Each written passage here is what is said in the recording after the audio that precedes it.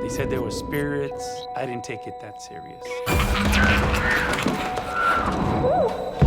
It's just us. That can't be. I know you're here! There was a presence there.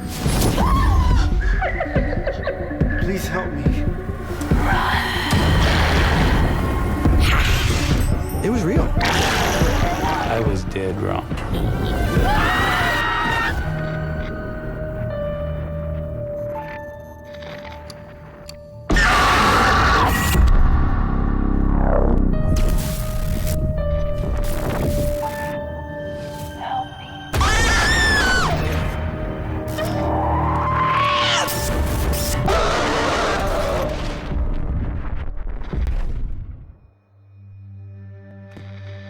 What you're about to watch is based on true events. Some details have been altered to protect confidentiality. My name is Alex, and I work the night shift.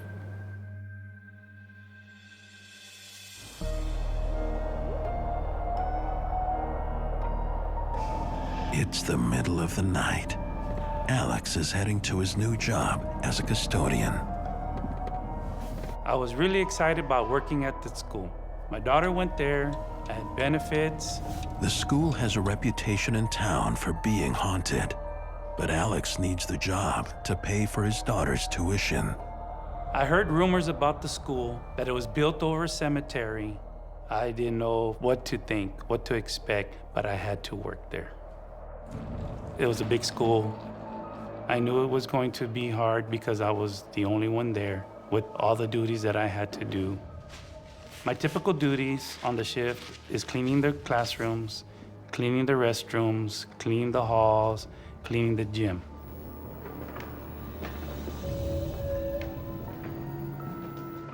On my first shift, it is very quiet.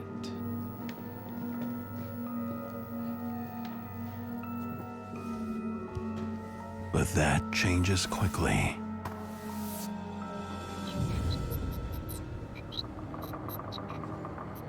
The environment at the school at night is very eerie. It was not lit up very good. It just feels uncomfortable. Shortly after, I noticed things happening. Kept on hearing a lot of noises in the hallways, but I mean, it's an old school, so I didn't think anything of it.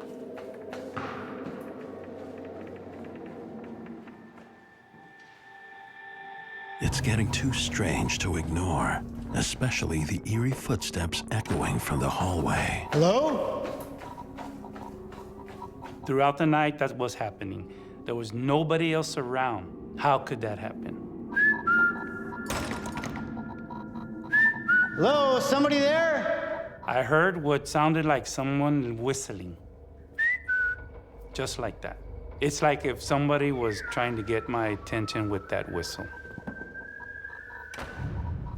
Hello? I hear giggling along with that whistling. It was real creepy.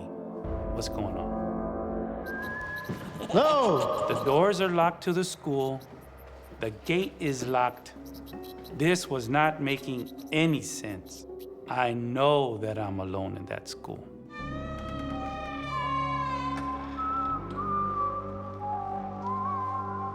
I started searching to see where this whistling was coming from. Hello?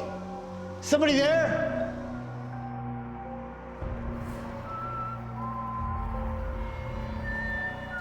Someone or something is deliberately toying with Alex. Somebody there?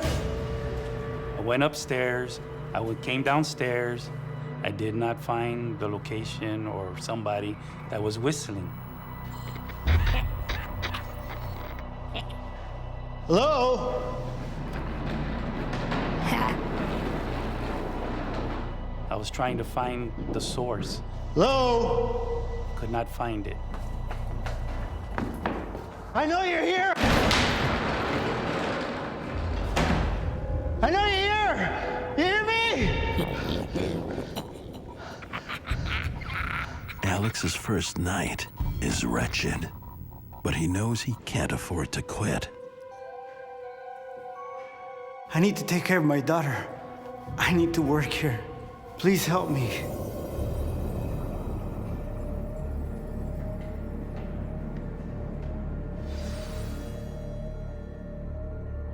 Over the next few nights, Alex's uneasiness grows. As time went on, things started to get worse. Somebody was watching me as I was doing my work.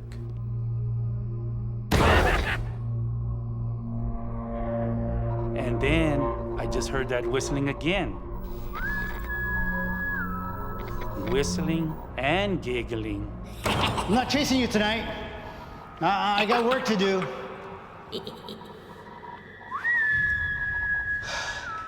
Not gonna happen. He does his best to ignore it, but something in that school is taunting him.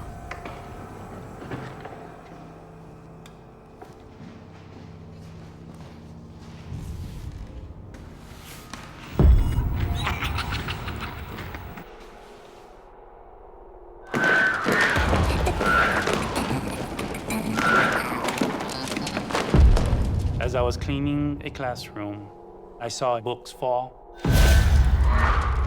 The books started to shuffle by themselves. There's no way that these books can shuffle by themselves. Something had to push these books and make them shuffle.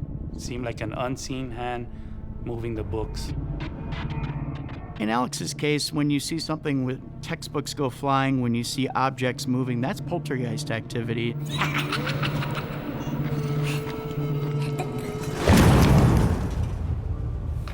And then all of a sudden, I heard this bang, like if somebody took a sledgehammer and hit the door. And I'm like, I was startled.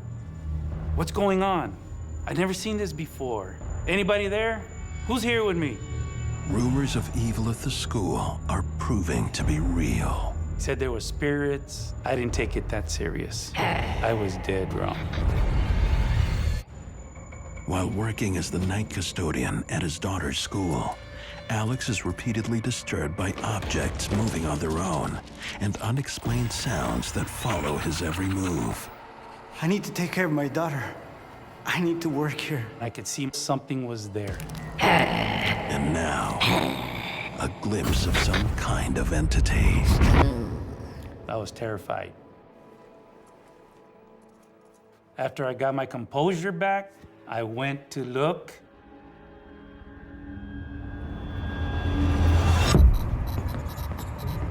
There was nothing there.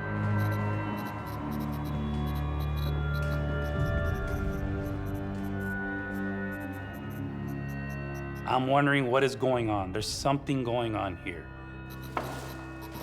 There has to be spirits here. And I'm scared. Shaken to his core, Alex turns to school officials to help him understand the strange late-night happenings. As all the things started to escalate, I started talking to the staff, and then they told me about Clown Boy. He was buried under the school. It's a little dusty, but I found it. I want you to see this.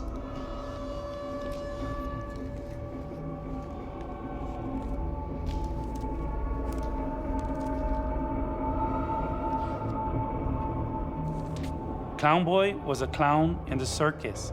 He developed the plague, and he died and was buried in the cemetery under the school. You're being serious? Yes. I felt very uncomfortable that it was built over a cemetery. It's all starting to make sense now. A lot of times when you disturb a burial ground, it tends to upset the spiritual energy that's there. It's very common for malevolent spirits to be attached either to a building or to be attached to a ground itself. Night after night, the haunting grows in intensity. Every night I was terrified, having to go back. I felt like I was being tested, and I felt like I was being run off. But at the same time, my daughter comes to this school, and I need to be here. One night, I had to change the toilet paper in the boys' restroom. And that restroom was freezing. I couldn't get warm.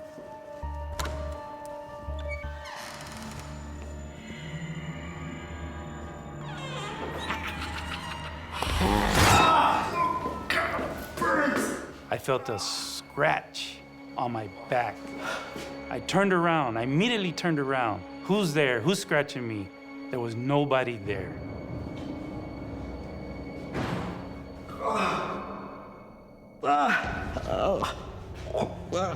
I saw the red scratch on my back. I couldn't believe it. And it hurt and burned.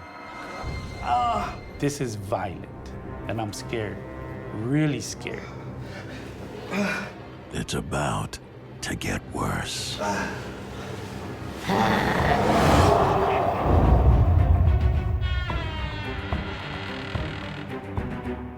I saw somebody standing there, and I saw Clown Boy. I saw him. No! No! Please! No!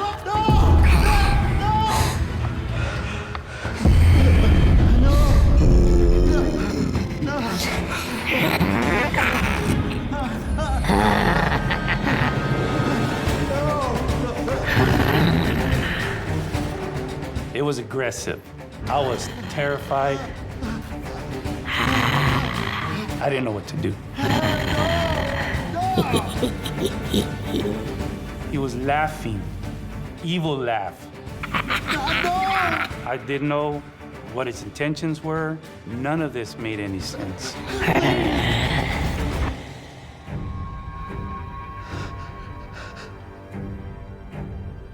And then I just got released.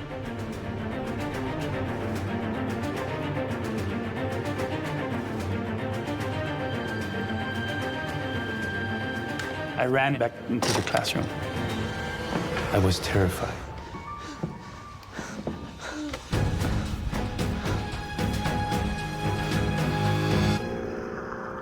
The spirit has now shown itself as malevolent. When a spirit has inflicted harm on you, you're at the point of an extreme haunting.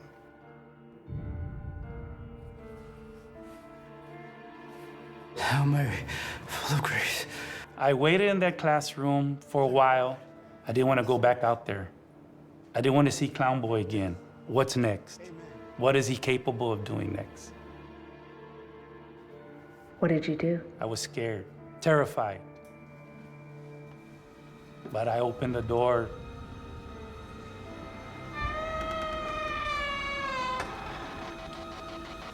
And there was nobody there. I left that school, never went back. I had enough. I got a new job, paid her tuition. Years after leaving the school, Alex has recurring nightmares where the buried spirits are calling him back. Because of these events, I know that there are good spirits and bad spirits in the world.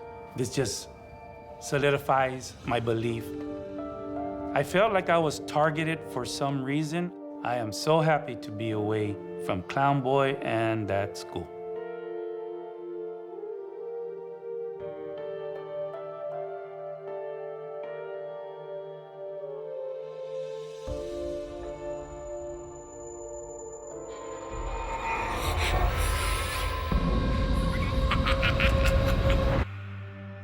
My name is Mariah, and I work the night shift. Mariah's career is on the move. She's just landed a job as a salon coordinator at a luxurious spa. It was like my first grown-up job, and I was really excited to start it because it was a 30,000 square foot salon and day spa. It was really glamorous and elaborate, and it was a really good opportunity. And I love the beauty industry, so I was like, this could be my in to just like start the rest of whatever happens. Mariah loves her job, but the hours are long. Together with another coworker, she often works late into the night. So we would be there if we had an event late as 2 o'clock in the morning, or on an average night just around 10:30 to 11. We would have one girl counting cash, doing the deposit, and the other employee would go turn off the lights, lock the doors, and do stuff like that. I guess it's my turn. Yep. Mariah heads to the hallway in the back to shut things down for the night.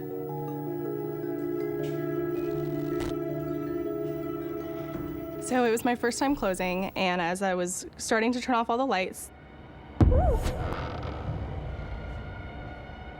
it feels as though there's someone walking out of the room behind me. I was concerned that maybe there were still clients in there, or employees, or worst case, someone had gotten into the spa that wasn't supposed to. Despite no one being there, Mariah feels a presence. It is following her. When I would leave each room and start walking down, it almost felt like it was a couple steps behind me everywhere I would go.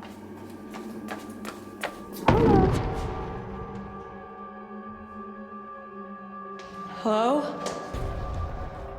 I looked behind me, and there was no one else in the hallway. That was the first time I had ever felt very scared.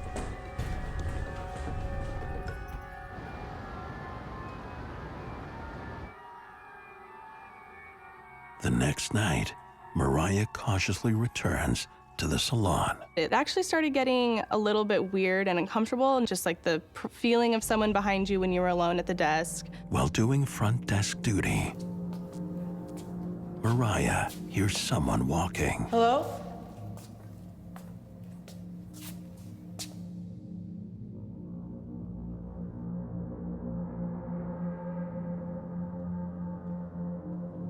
She follows the footsteps down the hallway.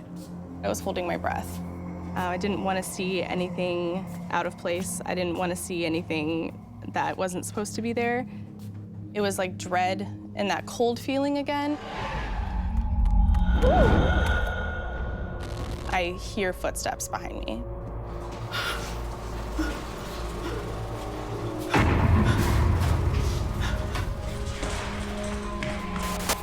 At that point, it was more than just like a feeling. That's what made me start to freak out a bit. Mariah is relieved her coworker has arrived. There's someone in the massage rooms. What do you mean? I felt someone. I saw someone move past me. I explained to my coworker what had happened, and she was newer too. We had both kind of started together, and we were just like, again, this is our job. We have to finish what we need to do. She implores her colleague to go back with her to check out the hallway. Neither of us wanted to go in there. We didn't know what we were gonna see. Lord. You're that scared, huh?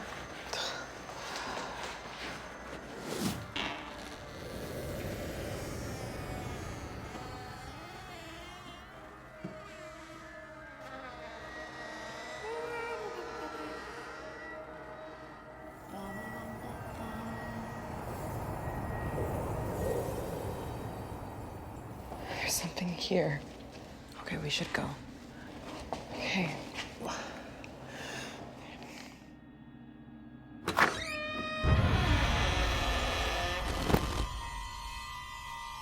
There was a noise of the door opening up.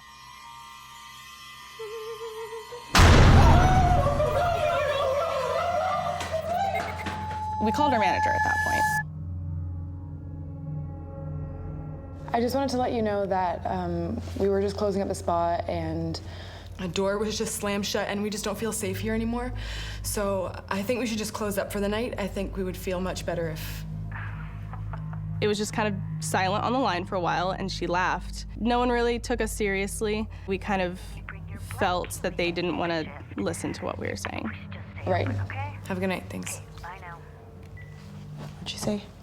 Client's still coming. We close up after the client. Okay, yeah. Let's just finish up with her and then we'll be done. We'll be out, okay? Yeah, I'm fine. But at the end of the day, it was my paycheck, so I had no choice. They return to work. They're counting the minutes until their final client arrives. As I was pulling files, I had that same electricity in the air feeling.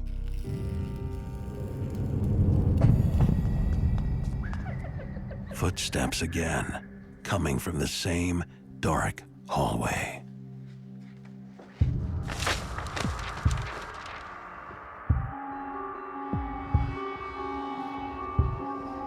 I could hear folders falling, and you could hear the papers scattering out onto the floor.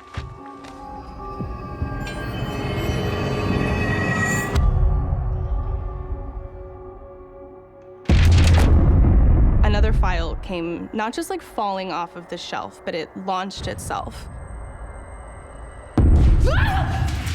It was really aggressive, and I think that's where the fear came from, because it wasn't just, oh, that accidentally fell, like that, someone made that go across the room like that. So usually when objects are moving around, that is a sign of a poltergeist. What they do is they draw energy from a living person, and that energy manifests itself in objects being flown around and stuff like that. A poltergeist haunting has steps, and it can escalate to the point where it can really cause a lot of harm.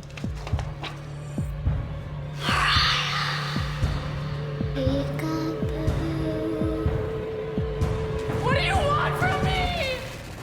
There's nothing serene about Mariah's night shift at a spa in a renovated warehouse.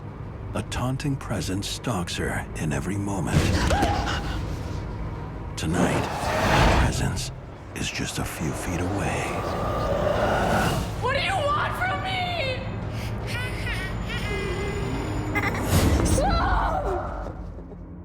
A poltergeist usually needs an agent in order to draw its power from, and so Mariah might be the agent for this poltergeist. Look, we're gonna just finish with the last client and everything will be okay, all right?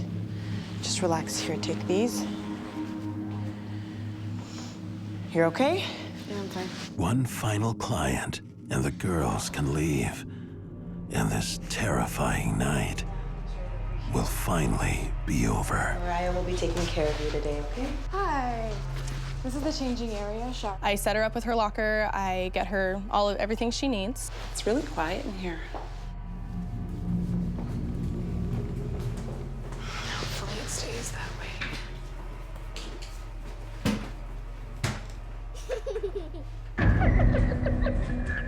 But the poltergeist won't leave Mariah alone. It follows her. I go back to my desk, and I'm sitting there. Help me! Help me! Babe, Crazy! are you okay? What happened? Within minutes of her changing in the locker room, she comes running out, and she's crying. There's someone in there! In the locker room? Yeah, I swear I heard her giggling.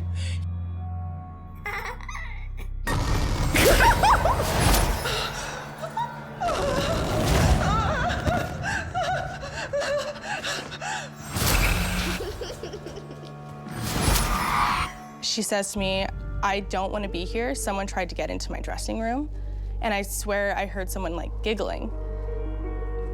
I didn't know how to respond to that. You need to get out of here. There's someone here. Ma'am, wait! It was terrifying because I knew there was no one physical in that room with her. Mariah puts on a brave face and goes to investigate the changing area. At this point, I was scared. I was incredibly nervous. That was a very strange thing to have to deal with.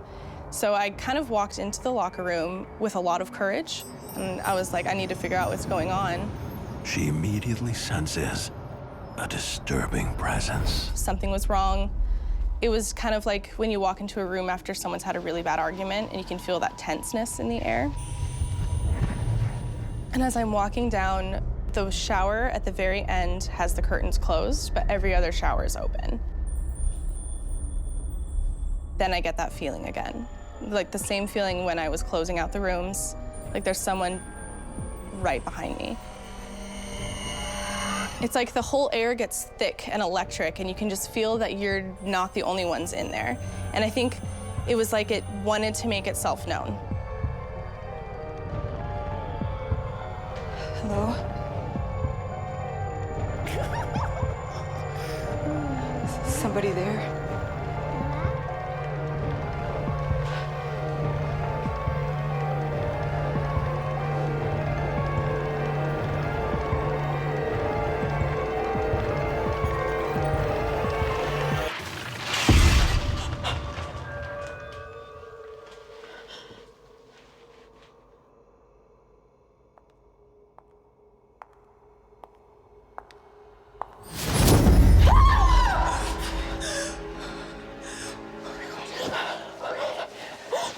I'm sorry, I just got freaked out by myself.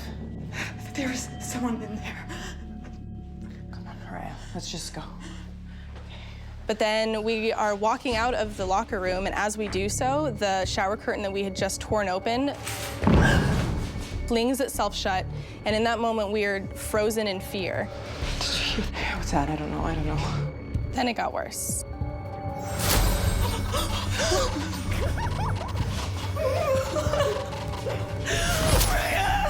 We were scared. We were very scared.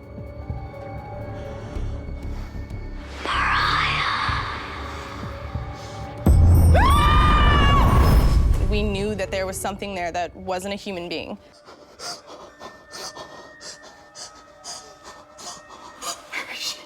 I don't see. Come on, Mariah, let's go, come on.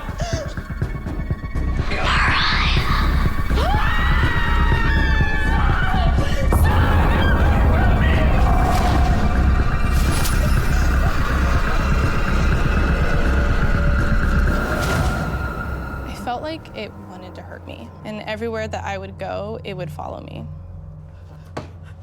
So there's multiple reasons why a spirit might attach themselves to a person. One is that the person is experiencing a lot of stress. In Mariah's case, she is working at a spa late at night, and she's young, and she's afraid of all of these events that are happening to her.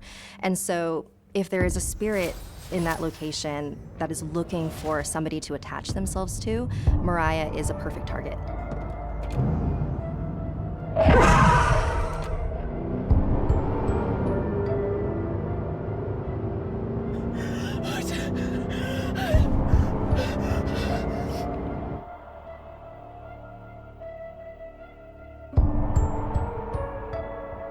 Even to this day, I'll sometimes feel like there's always someone a couple steps behind me. I feel like regardless of what job I go to, that spirit and energy is still there with me.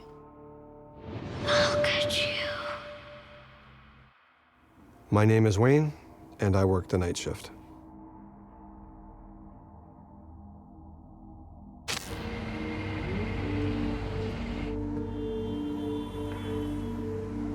Every evening after 11, communication technician Wayne and his partner start their graveyard shift in the downtown core. My job entails going to the various offices that provide customers with internet service. And I do this primarily in the evening because that's off hours. That's when people are not using the services. And we carted in the building and nothing seemed out of the ordinary.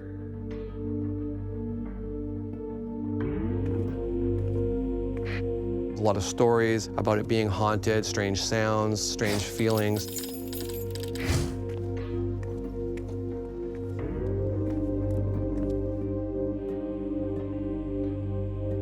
There's a lot of uneasiness about the building. When you look at the building from the outside, there is nothing that would suggest that there's anything haunted. I just blew it off as stories. We went into the floor that we had to work on. My partner and I are in the process of starting to do the preliminary installation work for the following day.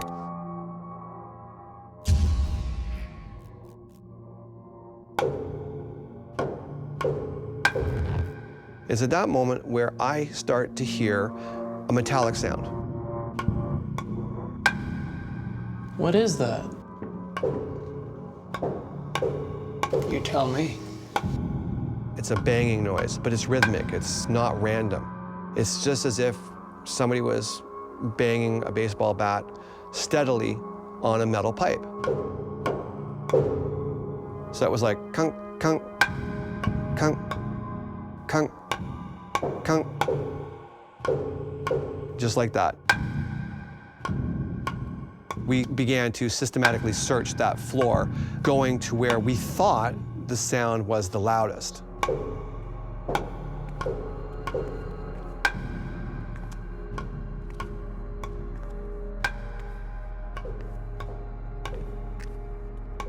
The sound didn't get any louder. In fact, it just kept getting progressively quieter until it just didn't exist at all. What now? And I don't know, I've got no answer. Wayne's colleague isn't satisfied. He takes a look on the factory floor. And now, a new disturbing sound. Many of the stories that come out of that building are of unseen footsteps. You can hear them, but you don't see anybody. I had never experienced any of that. But Wayne's colleague is hearing them.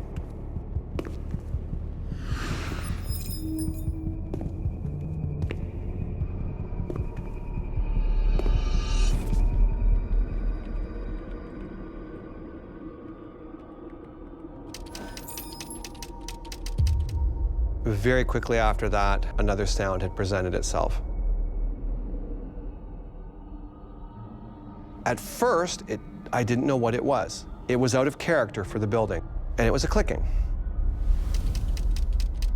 It took me about 10 or 15 seconds to realize what I was hearing was an old school typewriter. The sound was so very close. It was not more than 6 feet away from me.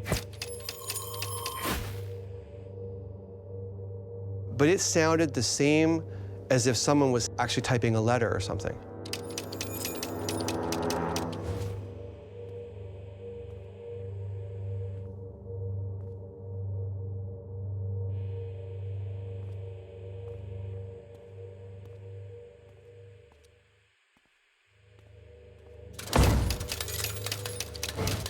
And it starts again. But you would hear that mechanical chick, chick, chick, chick, chick, chick, chick, chick.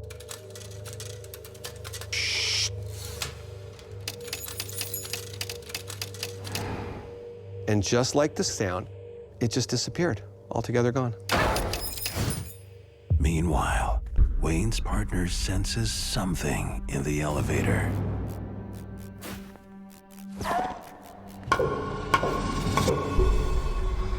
There's something in here, man. Wayne and his colleague agree there is an unwanted visitor. We had a definite problem. Let's go check the security cams. Did we have an intruder in the building? We had to investigate this further, so we did. If there's someone in here, we can see it on these cams.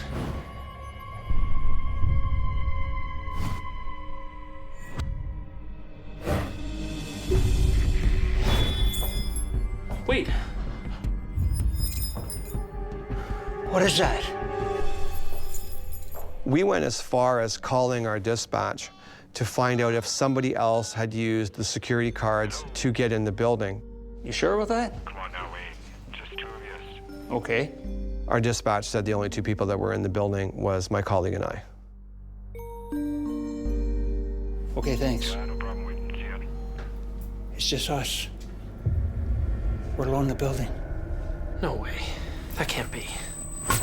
To be told that you're actually alone in the building, the fear is growing. This is not normal. We both got back to work, but there was a feeling that this wasn't over yet. It isn't over. It's just begun.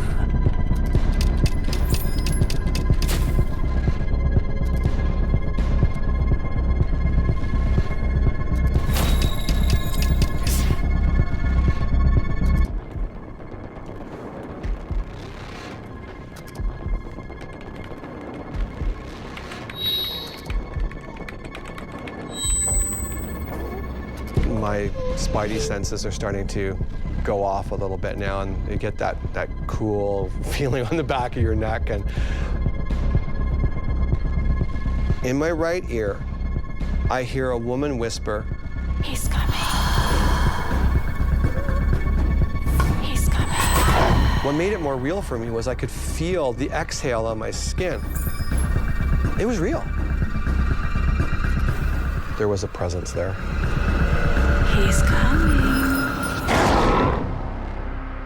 Communication technician Wayne and his colleague are working in a building rumored to be crawling with spirits. Wayne can't deny what he's experiencing. In my right ear, I hear a woman whisper, "He's coming. He's coming." I heard it clear as day. There's no women in the building, and we are alone. I was terrified. It was real.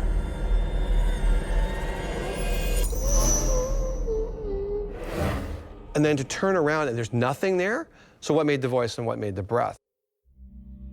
In some ways, spirits are like unruly children who don't get their own way. They crave attention. It has to be extremely difficult to be around the living and none of them can see you. So how do they react? They knock, they bang, they touch people. They will sometimes do things that are extremely frightening in order to get attention. Wayne's co-worker keeps searching. He knows he felt a strange presence at the elevator. Is anyone there?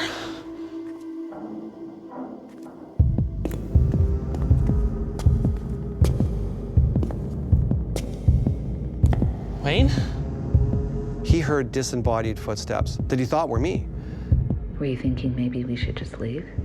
We can't just leave. You know, we've got an unprecedented amount of work that we would be accountable for. We'd have to have some explanation to our managers in the morning. It's like, well, why did you leave 100 people out of service? Well, there's ghosts. They're not gonna buy it, right?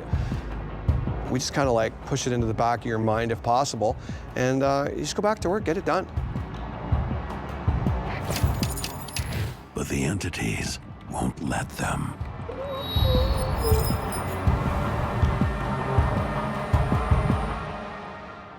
One common aspect of hauntings is that we see different layers. We might see spirits from the Prohibition era existing in one part of the building, completely unaware there is a more modern entity, layer upon layer upon layer, all independently of one another. And now, there is a tap, echoing from the abandoned elevator. But there's more than strange sounds waiting for Wayne. I'm waiting for stuff to clear on the computer screen.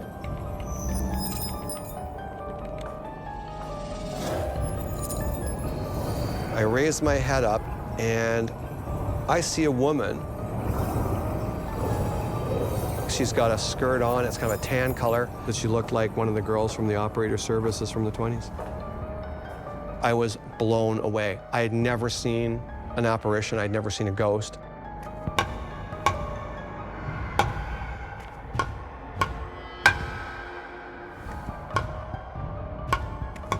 The tap continues. It's coming from inside the elevator.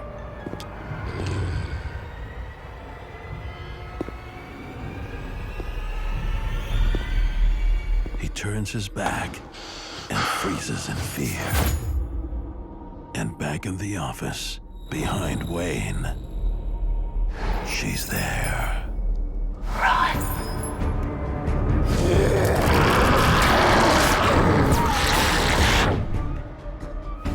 He's coming.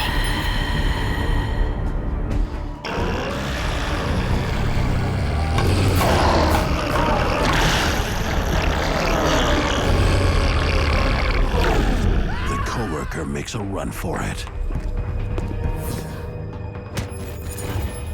She was there and then she was gone. The lull is temporary. Wayne! And that's when I hear him call my name. Wayne! Top of his lungs, just screaming out my name. That sound went right through my spine. It just shocked me. There's something in here, man. I said, are you all right? He said, I saw a guy. I'm like, what kind of guy? He's like, old guy, like wearing a blue shirt kind of thing. Where'd he go? He just disappeared. I heard the rumors. I didn't believe it. He was shattered. Let's get our gear and get out of here. We've had enough, like just enough.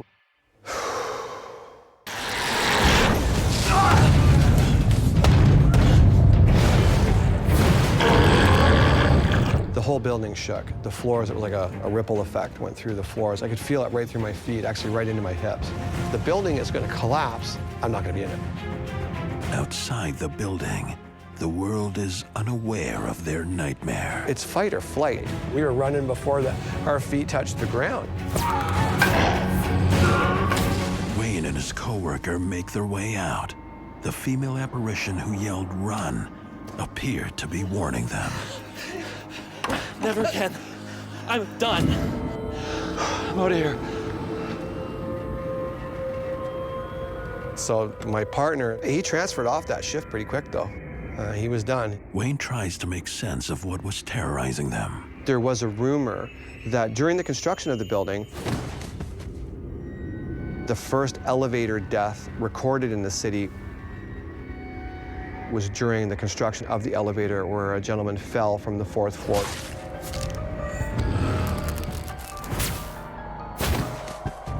Then died at the bottom. This isn't the spirit of a living person left behind after their death. This is a type of paranormal recording, replaying itself over and over again. He's not conscious. He's not sentient. He's an echo.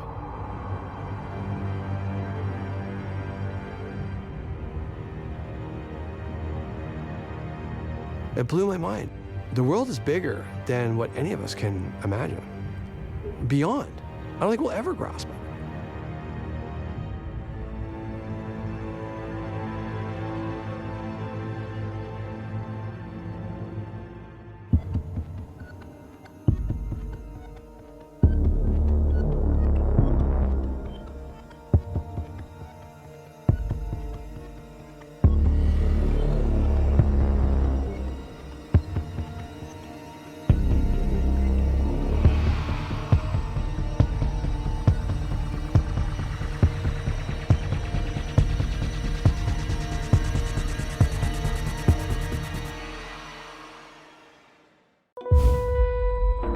Thought that maybe that one of the guests was trapped.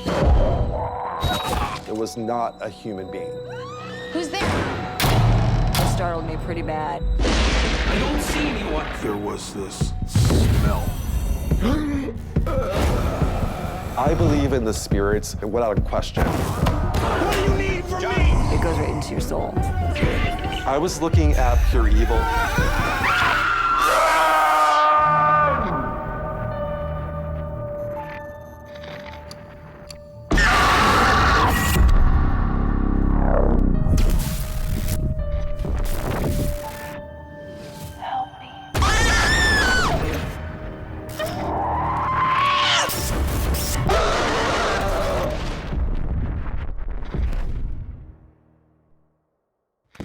What you're about to watch is based on true events.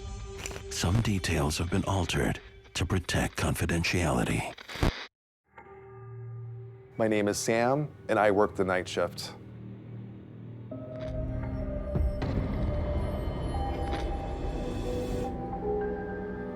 Salem, with its storied past of witch hunts, is home to the old hotel that Sam works at.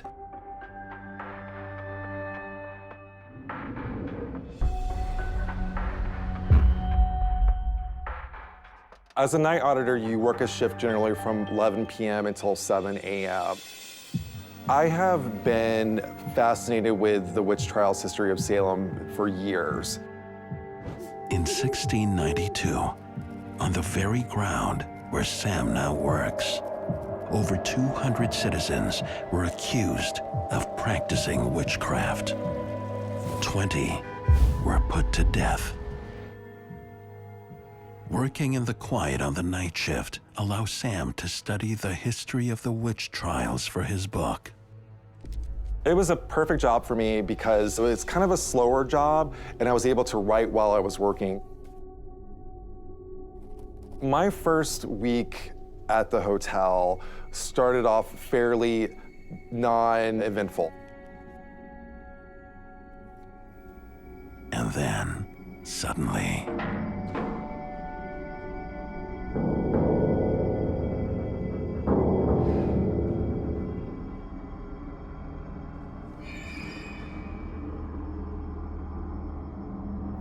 that night, the old hotel is creaking with unfamiliar sounds.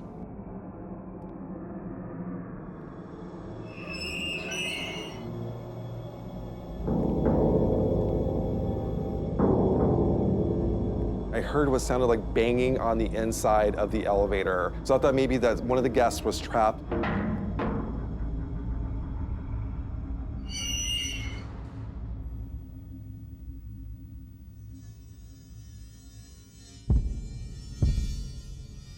I noticed that the elevator was in the basement area of the hotel, which was odd because there was nobody there to be in the basement, and you needed a special code to go down there. So I pushed the button to the first floor for the lobby, and it comes up. Then the elevator opens up. I look in, and there was nothing in the elevator. The elevator is empty, but someone or something is in the hotel basement. I was terrified.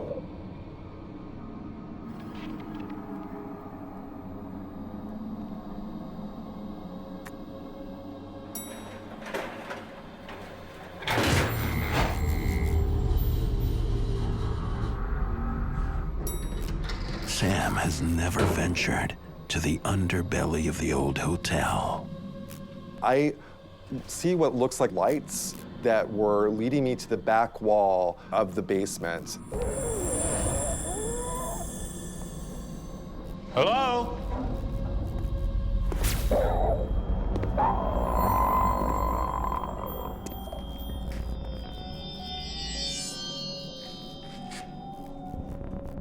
Looked like there were footprints, but the footprints were huge footprints. They were not my footprints on the ground.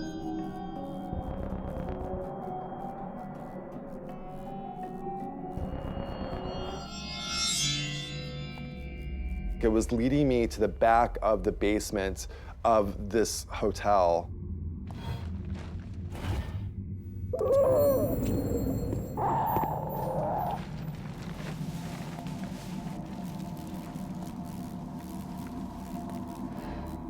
He's led to a dead end. Looked like something was filled in the tunnel beneath area of the hotel. There is something unusual about the brick wall. The tunnel was bricked in, so I was not able to go inside. It made it even more creepy.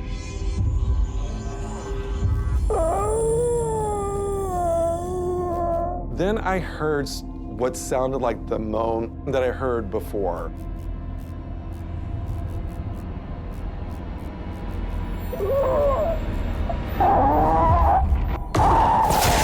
Sam feels a presence behind the wall.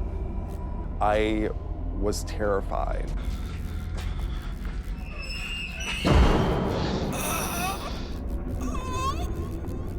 I started suspecting that there may be something paranormal going on, something that was not explainable.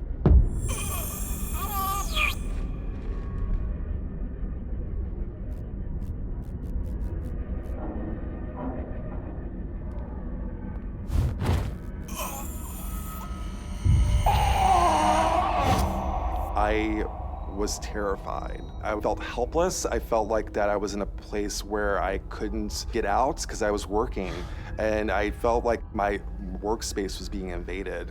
What made you stay? What made me stay at the hotel was the fact that I was working on a book on Salem's history. We had very few people to work the hotel, especially working overnight. So I was determined to stick it out, even though things were getting progressively scarier for me.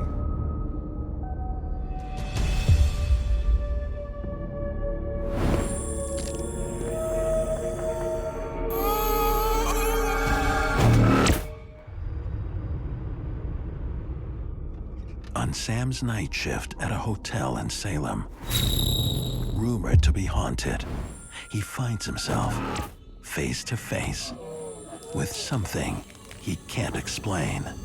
I looked up and I saw what looked like a shadow coming from the back of the hotel.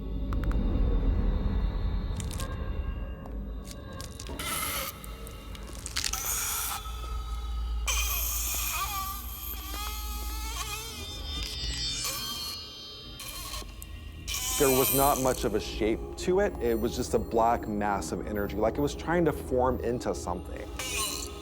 And it was feeding off the energy of the hotel.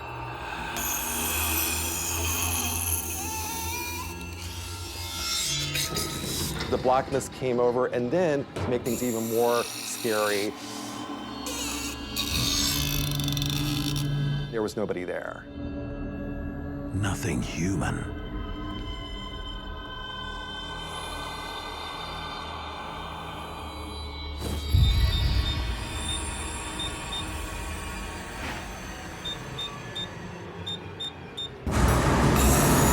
But the entity's presence is still with him.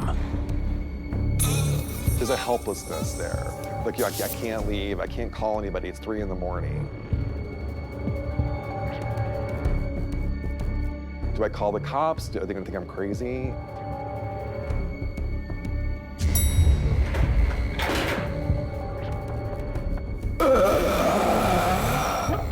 The moaning is now coming from outside. And it was kind of building and building, and whatever it was sort of revealing itself to me.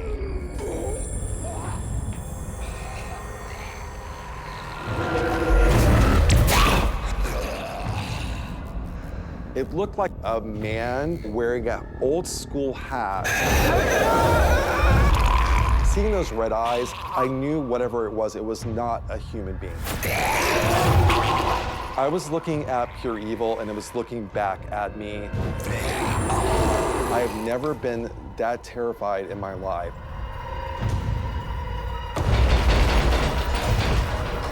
When the spirit manifests in front of Sam, it has glowing red eyes. And in my experience, that is not a human spirit he's dealing with.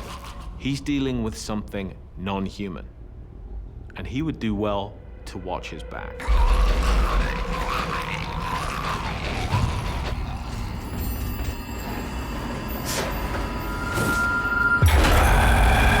Suddenly, the spirit is now in front of him. Sam seizes the moment to escape the entity. I had to get out.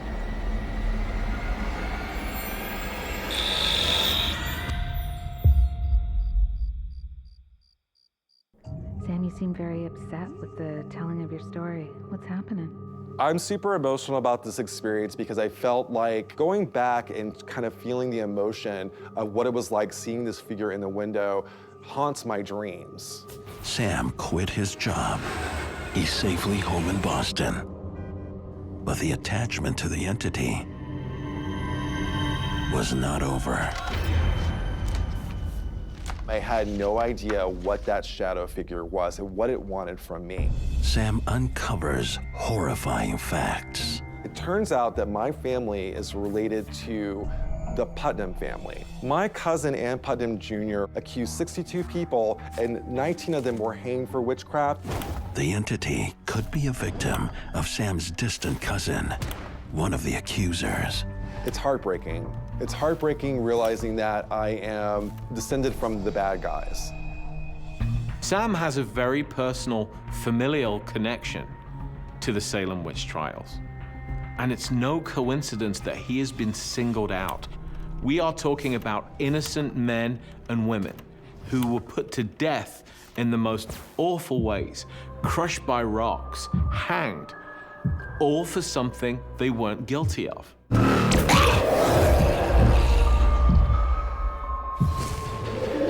Imagine the resentment, imagine the anger, imagine the simmering rage. He's been targeted by an entity. Now knowing that he may be in danger, Sam searches for a way to protect himself. In his ancestors' documents, Sam comes upon an apology written by Ann Putnam Jr. for the harm she caused. I thought if I would say this apology, that maybe it would give them some kind of peace and they would possibly leave me alone. He returns to the hotel to deliver the apology. That I, by such providence of God, be made an instrument for the accusing of several persons of a grievous crime, whereby their lives were taken away from them, whom now I have just grounds and good reason to believe they were innocent persons. I'm sorry. I am truly sorry. am truly sorry. I'm sorry. Truly sorry.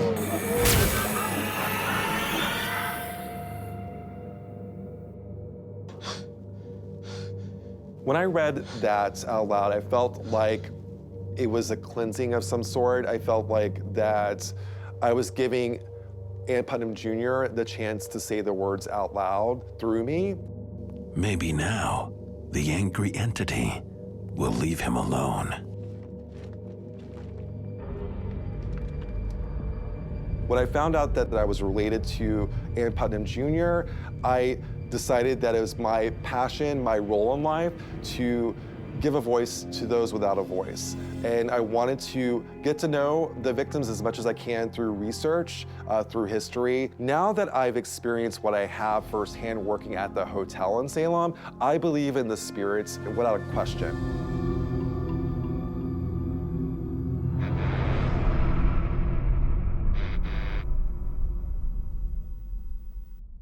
My name is Riley, and I work the night shift.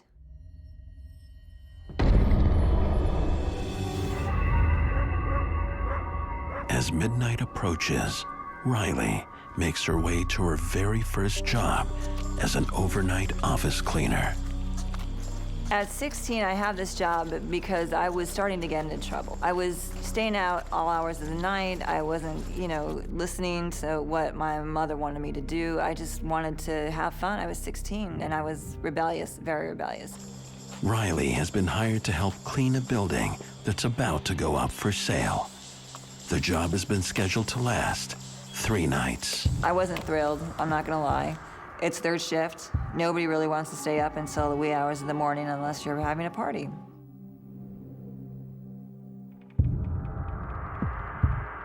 The moment Riley arrives, she realizes something is very wrong.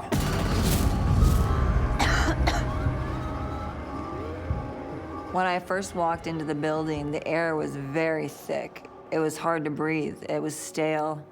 It was like nobody was in there for a very long time.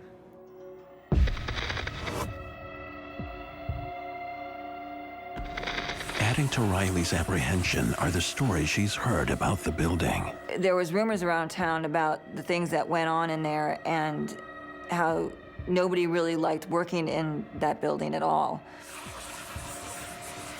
Hello? They would hear whispers, they would hear footsteps. You're late. Now stop standing around and get to work. Sorry, okay. Jeez. In the building that I was cleaning, there was only one other person that was working with me, this old woman. Riley sets to work on the near impossible task of cleaning the office.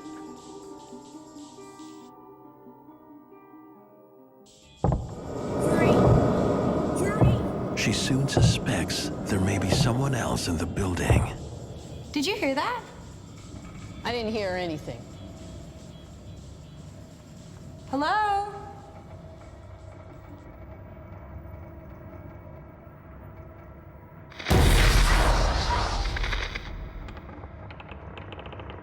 I had stuck my head out in the hall, look and see who was in the building at 2 o'clock in the morning because nobody was supposed to be there. Hello? So when I looked up and down the hallway, there was no one there. They were running. The footsteps were running down the hallway. Who's there? I can hear you. Run! Come on, run! Get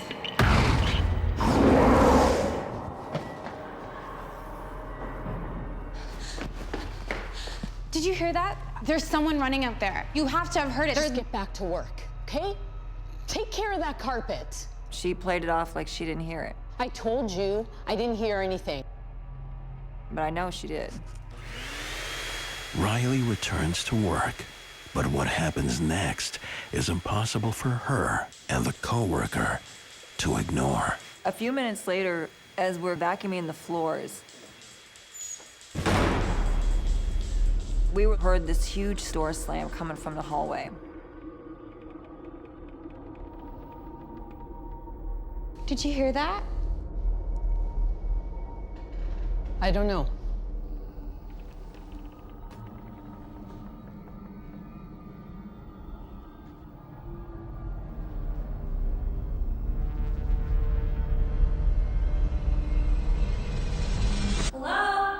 I went out in the hallway and I walked up and down. Hello? If you don't show yourself, I'm gonna call security. And I didn't see anybody at all.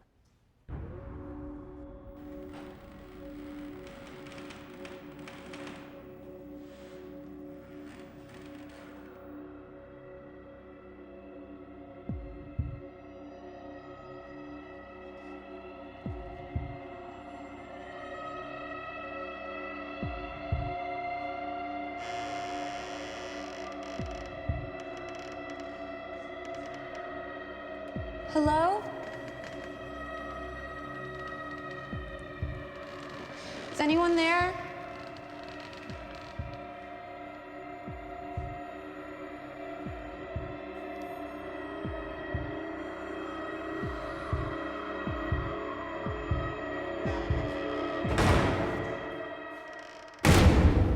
When I heard the other door slam, it startled me pretty bad. What are you doing? Get back to work! Look! What's happening? I'm calling security.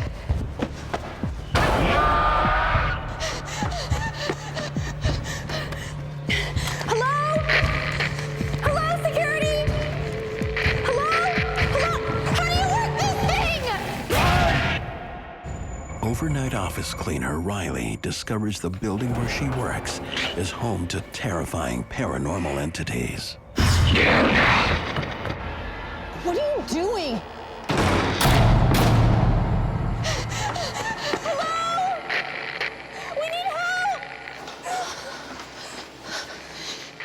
Just stopped. We were looking at each other, trying to figure out what was going on and whether if we should call somebody or if we should continue on with what we were doing. Okay, come on. Let's keep going, or we're not gonna get paid. Okay, come on. Hurry up! We only had a few more hours left in the night, so we needed to get moving. Riley's relieved when the end of her shift finally comes. When she gets home, she talks to her mom. She said not to pay it any mind and just to finish the job. It was almost over. And if I had any problems, there was a walkie-talkie that I could use, that I could radio security in the other building, and they would come if I needed them to. Following her mother's advice, Riley returns to work the next night. I was uncomfortable going into the place because I had all these unanswered questions of what happened the night before. You can finish up in here. I'm gonna start down the hall. Just get started on those shelves, okay? Okay.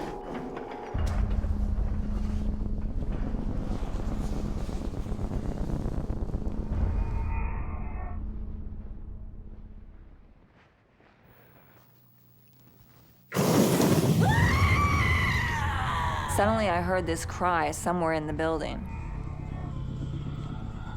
Please, hurry! Hello? Are you okay? I never forget that woman and the way that she had cried out. It just scared the hell out of me. It goes right through you. It goes right into your soul. Are you okay? Is anybody in there? So I had walked over there to see who it was who needed help. The cries seem to be coming from the kitchen. Is that smoke? I was looking up at the vents to see if the smoke was coming out of there.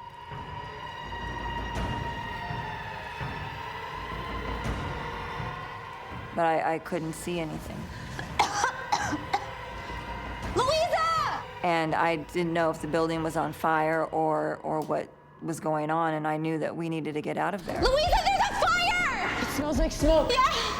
Okay, we have to call security. Where's the walkie-talkie? I don't know. Oh, there it is, there it is! Good. And as we were trying to radio for security. Oh, why won't this work? Hello? Okay, there. Hello? Security? Quick, hurry! Help me! Take the batteries out.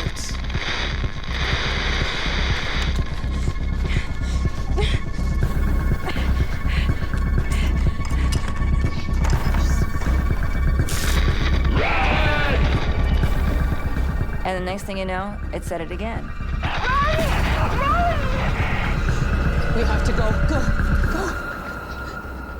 The voice on the walkie-talkie to me to this day, I think it was just something to try to warn us that something that is in there does not want us in there. As we ran past a side office, There's a fire, sir! I saw a janitor standing in there cleaning with his back facing me. So I stopped. Sir, we have to get out of here. There's a fire, sir. When I touched him on the sleeve and he turned around, I'll never forget that. Never in my entire life. I'll never forget the way he looked.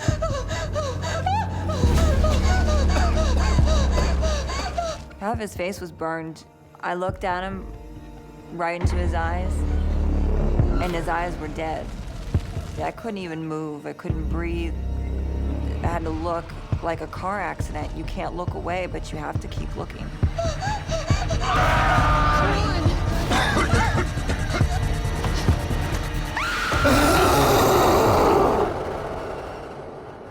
The relief I felt when I finally made it out of the building was, thank God I'm safe. Whatever it was in there is not with me now. After I explained everything to my mom, what I had witnessed and what I had seen, my mother told me to pray that it was something that is not of this world and that, you know, it doesn't belong here. So I did my own research and I started going through old newspapers and I found out that there was a fire back in the 1950s that killed 5 people. 1 janitor, 2 men and 2 women. The janitor was the man who died in the fire in 1950. A lot of energy was expended during a very tragic event, and Riley comes in and picks up these energies. These spirits need Riley to acknowledge the trauma they suffered before death from some accident that could have been prevented. They might also be trying to warn her, you know, in case she's in danger herself. I do feel for these people. I really do. It broke my heart to see and to know that these people were still stuck in this building. This building is still for sale to this day.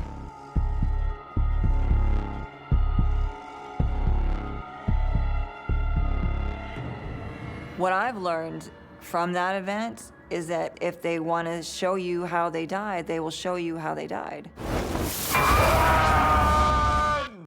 My name is John, and I work the night shift.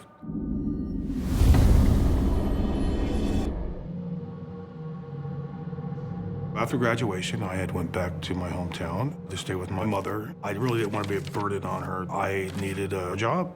A friend of mine, he says, you're in luck. He says that we had a guy just quit a few days ago. It's an unusual job, but John needs the money to pay off loans and to help out at home. Let's go, John. We got a call. Yeah. John and his partner are called to the site of a tragic drowning. I took a job for recovery and transport of deceased individuals. This was my 4th night on the job. We had a call to go out to a drowning. We would pick up the body and transfer it to the coroner's facility. He had his accident at the river. He was intoxicated at the time that this happened. The guy originally weighed 180 pounds. When he was retrieved, his body weight had almost tripled. The water had soaked into him, and his body was bloated with liquids. So he was pretty heavy. There was this smell. Oh, God, that's disgusting. What a nightmare. Oh, my God, give me that. Get through the mask. Yeah. I mean, like, the godliest, deathliest smell that I've never smelled anything like that in my life. That isn't the only thing they have to worry about. That doesn't look good. Looks like the bridge is out. Now what? So what do? We don't have much of a choice. We gotta go back to the office. Weather forces them to break protocol and bring the corpse to their office rather than to the coroner. As they unload the vehicle, they get a nasty surprise. All this liquid starts coming out of the van. And he says, oh man, I can't believe this just happened. His abdomen exploded. It's where all that's coming from, his stomach area. Got it? What are we gonna do, leave him in the van? And he says, no, we have to take him into the office. Regulations state, as long as we have custody of him, we cannot be no more than 50 feet from him. I was thinking, like, where are we gonna put this guy? You know, because he's leaking these fluids still. Where are we going? Out of the end there. That room's got a drain in it. My partner says, well, he says, there's only one place that we're gonna be able to put him, and there is a janitor's utility closet. Great, there's a drain over there. This'll work, all right? It's gonna have to set him up and let him drain, because we can't put him anywhere else. 1, 2, 3. Stop! Turn. Took us a minute, but we got him off the gurney. We set him up, made sure he was secure, that he wasn't gonna fall.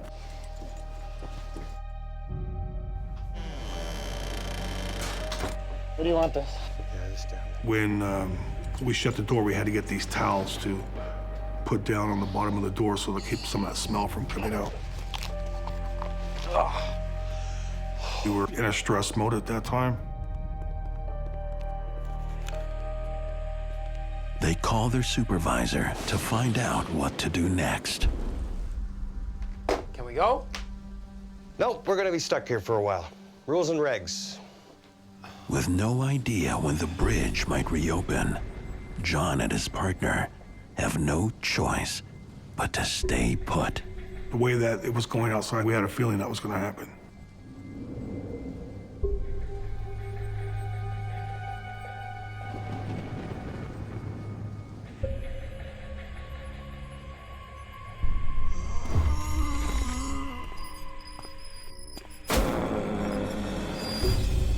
John hears something move in the hallway.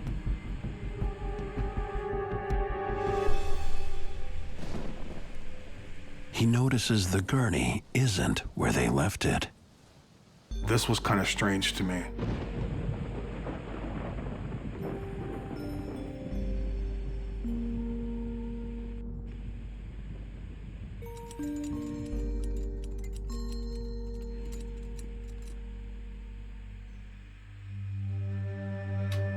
He shrugs it off and locks it back in place. The onset of a haunting, you can often see small acts, the kind of things that you may not notice at first, and they are the onset of bigger things to come.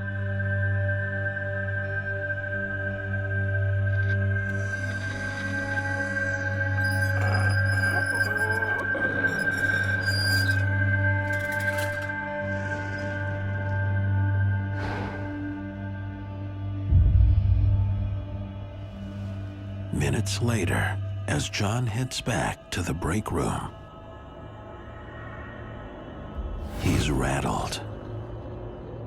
No way, no way, no way. The gurney from the other side of that room hallway is now in the reception area. That was the freakiest thing. Those wheels were locked on that gurney. Hey, Tim! Both those wheels had to come unlocked. How did that do that? How does that happen? Tim! I was definitely feeling that anxiety at that time. I was getting anxiety. This is where it started to get strange. That smell hit me again. Whoa. The smell from the body? Yeah, from the just hit me all at once.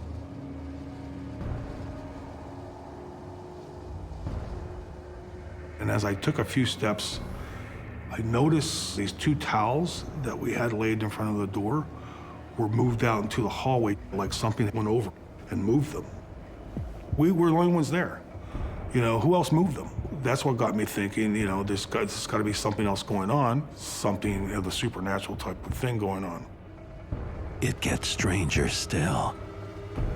I notice the door is cracked open about 6 inches. Now, I know this door was locked. And so I kind of like walked up to it, trying to see what was going on. John makes a terrifying discovery. While stuck in his office overnight with a dead body, John experiences some unexplained activity. And the door he locked that contained the corpse is now somehow opened. When I looked into the door, I could not believe what I just saw. Get out here! Get out here! The bag that this guy was in was unzipped down below his chin. Jeez! His head was out of the bag, and he was looking straight at the wall. His eyes were closed when we put him in there. Now they're open. We didn't leave him like that. No, we did not. Right? What were you thinking? You know, a surreal type of thing, you know, it's just like a dream or somewhere you just don't want to be in this bad nightmare. We closed the door, right? Of course we did. These zippers are pretty thick and heavy. You just can't unzip them that easily. How did that happen? I've never been more afraid. Once we die, not everybody moves on automatically. Some spirits find themselves earthbound for a certain period of time. What do we do? Well, we're gonna zip them back up and check that bridge and see if we can get the hell out of here. Zip him up, yeah.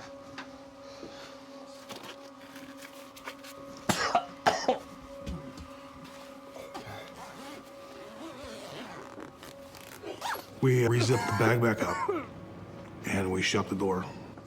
John's discovery of the bag zipper being pulled down to expose the cadaver's face is a troubling one. What John's dealing with is an intelligent haunting. It's interactive, and not in a very nice way. John wants to leave, but knows if he does, he'll lose his job and more. Chief said that's actually a criminal offense if we leave that body there.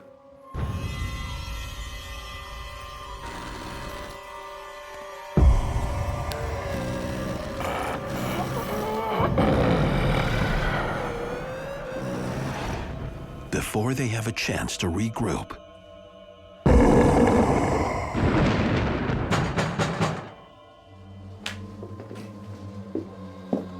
We kind of like jumped. You know, what is this next thing gonna be? Now you hear this knocking on the front door. A knock, just a steady knock on the front door. Who is it? I don't see anyone. I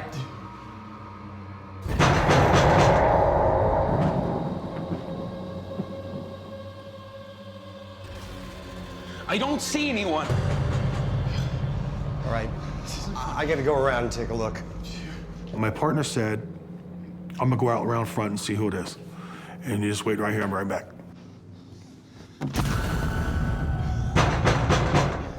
And he says, is there some knocking on the door? Because I don't hear it on this end. And I said, yeah, I can hear it on this end, but no one's there. A big chill comes through you, you know, when the hair starts standing up on your arms, you get the goosebumps type of feeling. That's the kind of feeling that I got. Anything?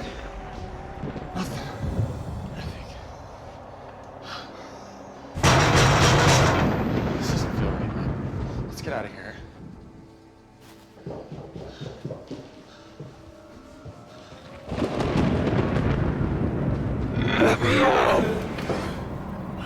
then suddenly, John hears a disturbing cry.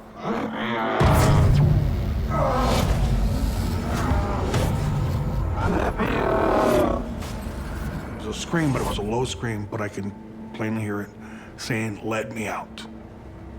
And I turned my head like that. Nothing there, but I know I just heard that. Whew. John is being haunted by the spirit of the dead man who appears to be undead. That guy, when that door was open earlier, I think he came out.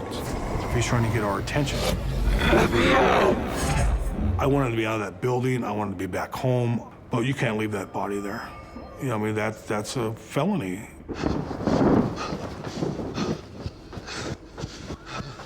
This has got to end. I can't deal with this anymore. So I got angry at that point. I got mad, and so the door that was down there in the hallway, I ran down there and I shoved it open.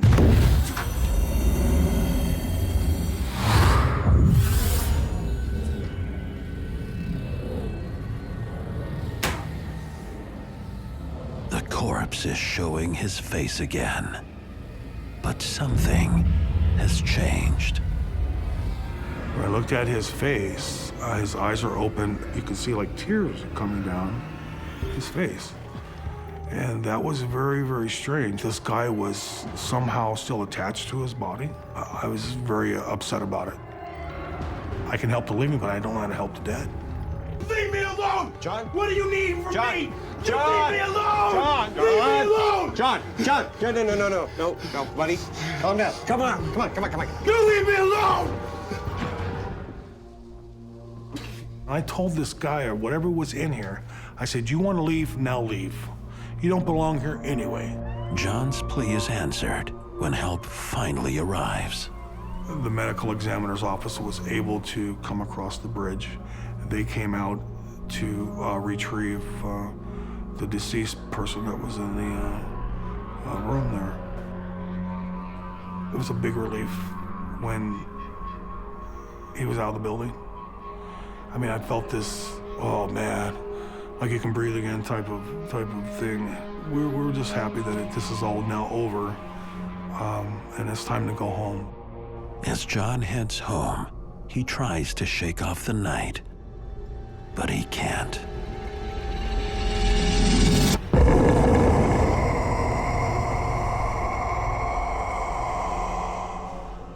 This guy's standing right there, right in front of me. Whoa.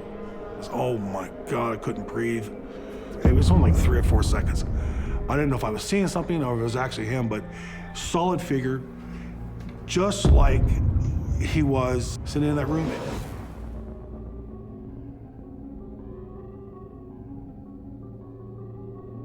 Do you believe this was paranormal?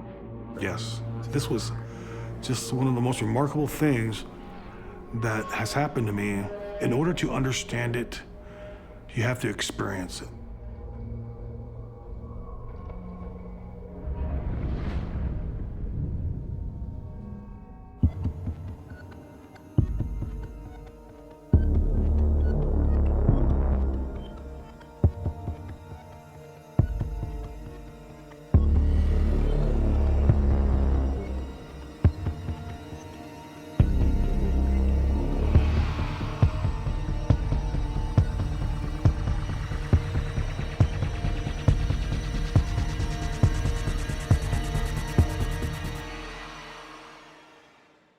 It's another cold one here. When I first started working there, I felt like I was in danger. Whatever was in the building put their hands on me and pushed me over. It scared the crap out of me. Leave me alone. Knowing that there's a spirit in there that has taken on your shape. At that point, I got scared. These incidents made me a believer. Does she want to kill me?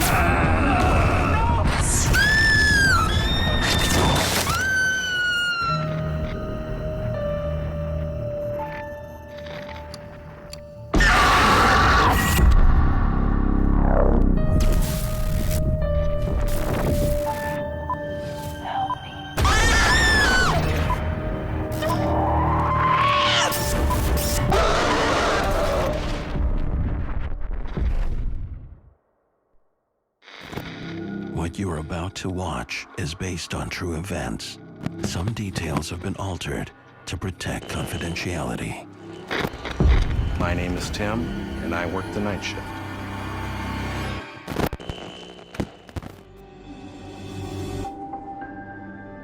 As midnight is about to strike, radio DJ Tim arrives for his first night of his dream job. He's finally hit the big time. I worked as an overnight DJ and morning show producer, doing multiple duties. As a new employee of the station, Tim will be working very hard during the off hours. It was my job to prepare not only a radio broadcast after midnight, but news for my sister radio stations. I was very excited about the job. It was dark at that time, and so I made sure to flip on all the lights when I came in. Working alone in a popular radio station, Tim has plenty to keep him busy on this long, lonely night. Literally, I was on my feet and moving most of those hours between midnight and 6 o'clock in the morning. It's been quiet at the station so far. Then things started happening very strange.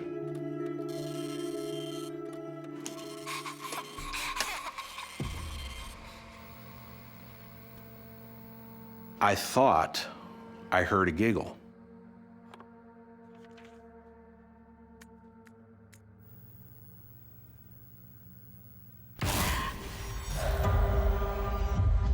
I dismissed it and didn't think anything else of it.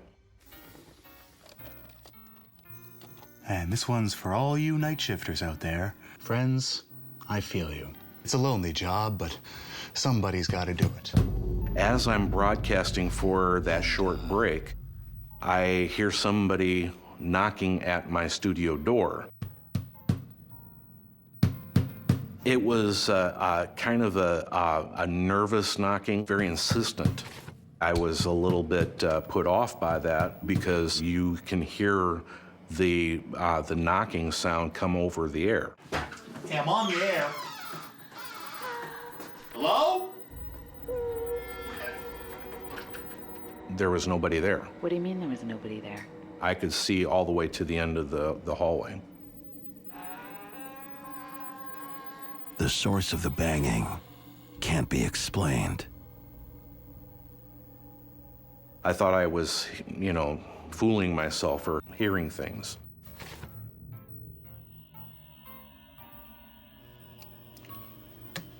Let's keep it rolling with another stone cold classic.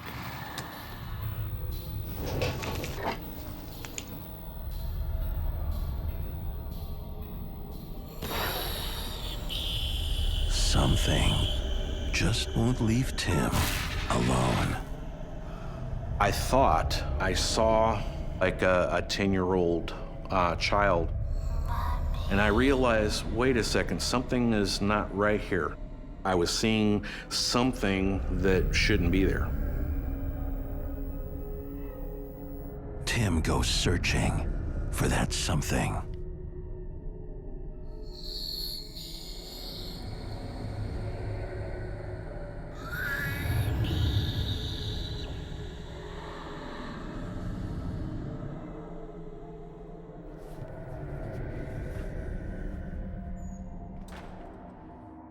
I was completely alone. Nobody was there.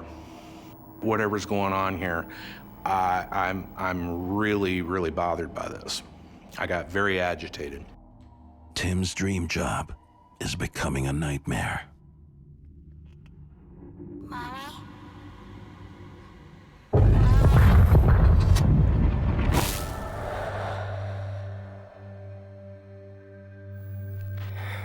It's another cold one here, so make sure you crank that heat. And for those of you without any heat, here's another hot little tune. The disturbances are coming from all over the building. It sounded like someone pacing above my studio. Whatever it is, it's coming closer.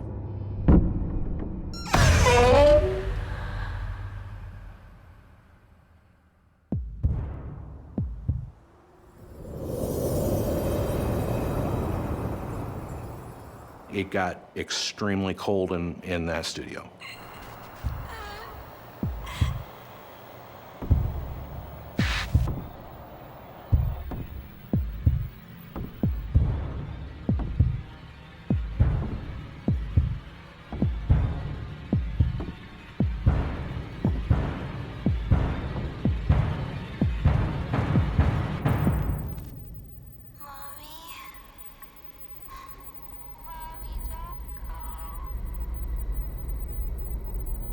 I thought I would see somebody in the hallway. I could see nobody there.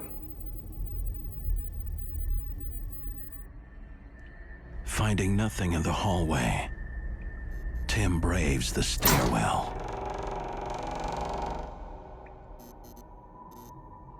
The footsteps upstairs keep getting louder. When I went to the stairs, I got the sensation that something is watching me on that landing.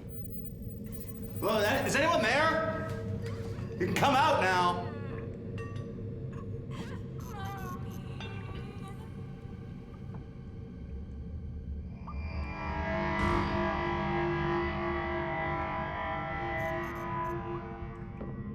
Hello? I climbed the stairs, and that was a mistake.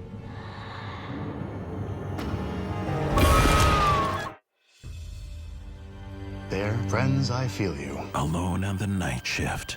At one of the top radio stations in the U.S., DJ Tim tries to hold it together in the face of unexplained disturbances. Hello?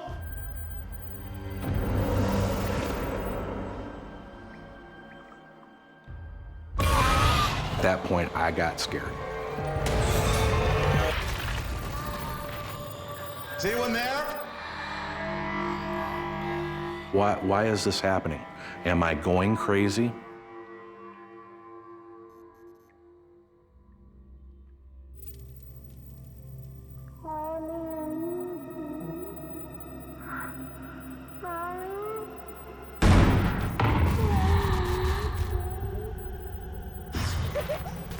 Tim tries to find safety in his studio.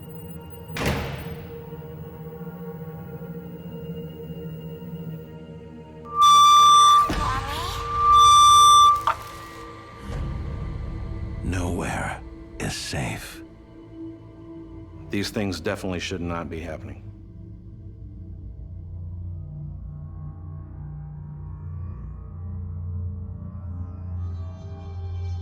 He presses on.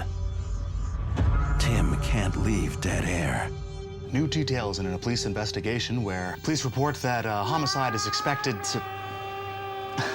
Pardon me, homicide is suspected in a... Hey, Tim. How was your shift? Hey, this place is more than a little weird. Yeah, well, it has a history. He let me know that this building had been a funeral home at one time. A lot of death happened in this place. Which could explain what Tim has been seeing. And he says, probably this is one of the kids that passed away. You've got yourself a ghost. I don't know if I can handle this. I go, that's insane. That was not the explanation I was expecting. The building that houses Tim's radio studio was at one time a funeral home, linked with the bodies of those who died. Some of these spirits died under extremely distressing circumstances. No wonder that if they still linger on this earthly plane, they are confused, they are troubled, and in some cases, they're angry. He goes, that's why we've had several people leave the position that you're in. I gotta figure out what I'm gonna do, man. Why didn't you quit? I was really enjoying my job. I didn't want to quit, even though I'm like, this is weird. You know, I work in a funeral home, really? Determined to keep the job that he loves, Tim returns for the night shift with a strategy. I kept my studio door open when I was broadcasting. That way, he can keep an eye on the hallway.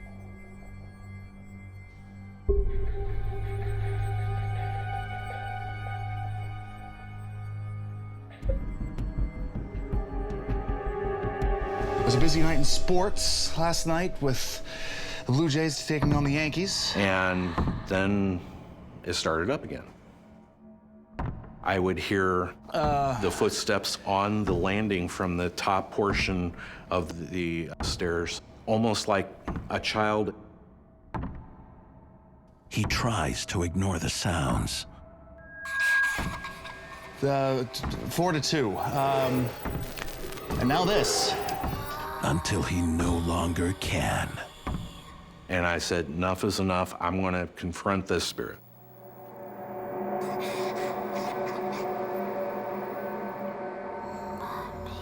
Tim is convinced she's in the stairwell. Opened up that access door to the stairwell, and I heard a giggle.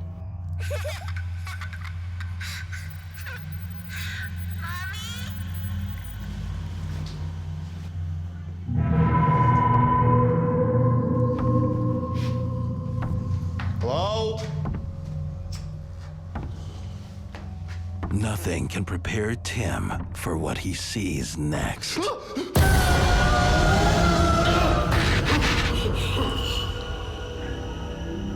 are you?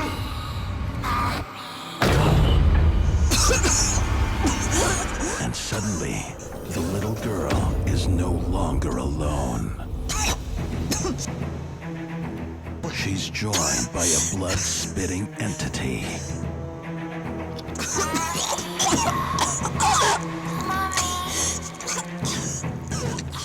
She looks at me in a very, very strange way. Stay back. What do you want? Stay away from me!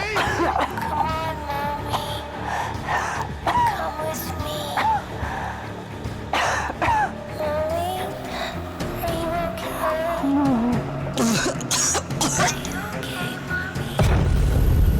I felt like I was in danger. It's about life and death. Tim is trapped in the studio.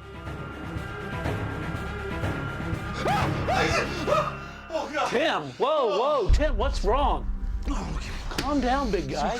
Everything's gonna be okay. But Tim knows that nothing here will be okay. Unless he can come up with a plan. I didn't want to quit my job, but I had to figure out some way to deal with these spirits. In cases like this, where we have victims dying under tragic circumstances, those spirits can often be confused. They can be sometimes aggressive in trying to communicate with the living. As night returns, Tim does as well. Drawing was a way for me to make sense of something that was beyond what I was able to experience before. The lady in white was a figure I could not get out of my head, so I drew her. He has a unique way of calming himself and the spirits. I was a skeptic, and these incidents made me a believer. Thanks for a good night. I would thank them, the entities, when I left. And for a while, that would work.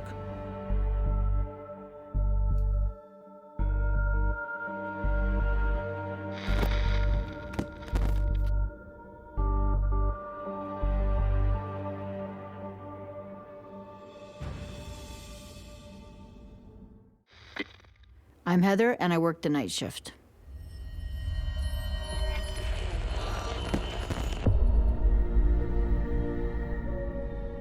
In one of Canada's largest cities, Heather, a restaurant entrepreneur, is about to unveil the city's latest fine dining experience against all odds. It had been abandoned by the last people that were in there. Nobody could make it work for longer than 2 or 3 years, and everyone went bankrupt, and it just had a bad reputation for business. It also had a bad reputation for being haunted. I knew the rumors that it was haunted, but I wasn't ready to believe them. Thought people were just making stuff up about ghosts and spirits. Heather needs to succeed where others have failed. I invested a lot of my own personal money, so I risked a lot here. I had a lot at stake for sure. I took it upon myself as a challenge to prove them wrong that I could do it.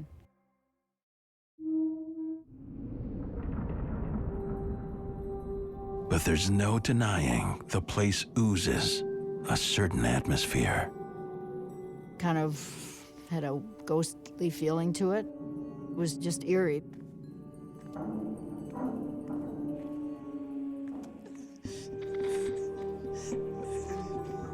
With a grand opening set for tomorrow, Heather's burning the midnight oil.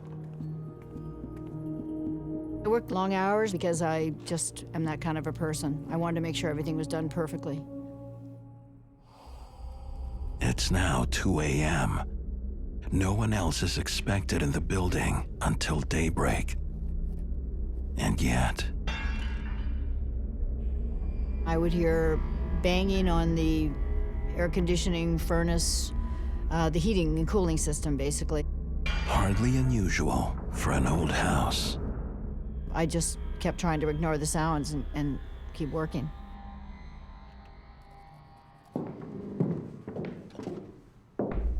And then I heard someone walking up and down the stairs, which freaked me out because there was no one in the building but me, I hoped. I looked around, there was nobody there. I'm not someone that scares easily, so I went to investigate.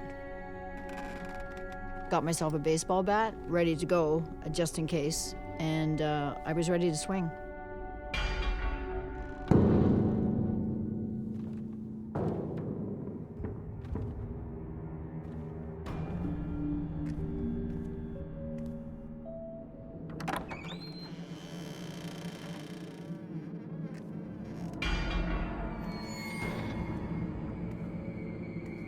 Sounds lead her to an old back room.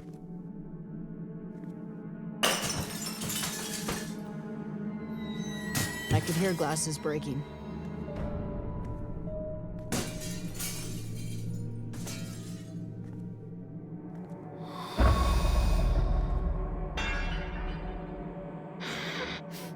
She feels certain she's being followed.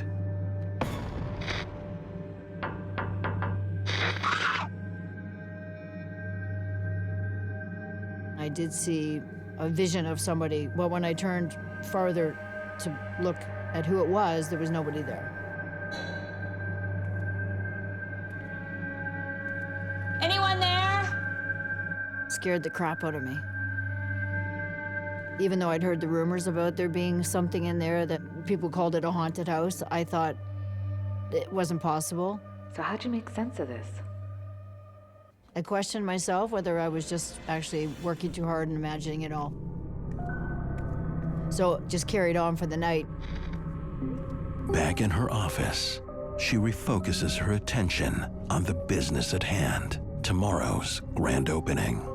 I just wanted to open the door so I could get people to come in and enjoy what we'd created and to enjoy the food and the whole atmosphere.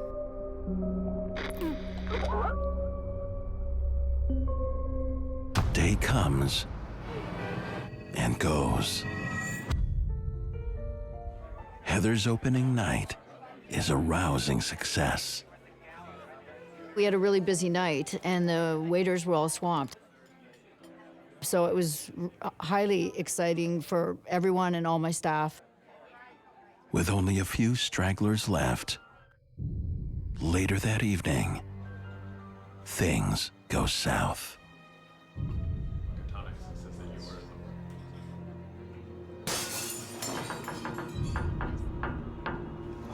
What was that? Strange noises coming from somewhere.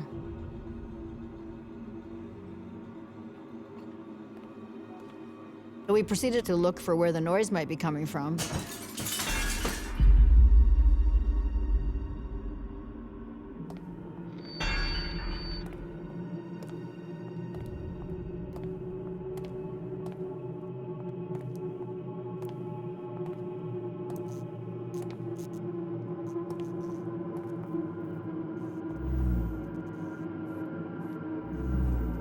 Those noises beckoned them back to the old room, where Heather had felt a strong presence the night before.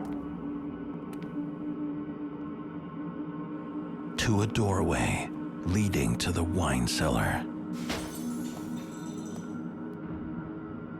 Why it's unlocked is a mystery. Only Heather has a key. We listened outside the door and we could still hear noises, things crashing. It was very frightening.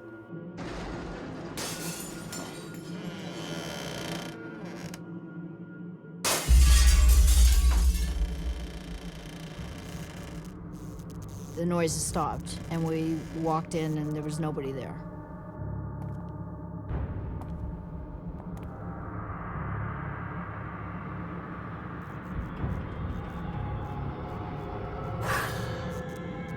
I felt something near me that wasn't tangible, but I knew it was there.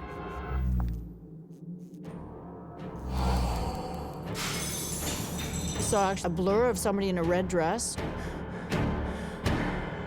I was scared.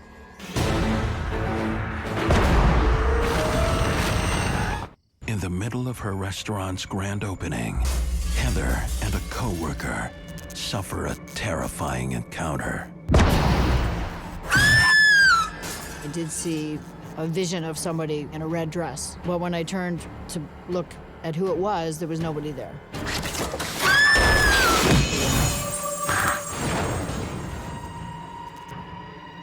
At that point, I started to think that maybe there was truth to the rumors, that it was haunted.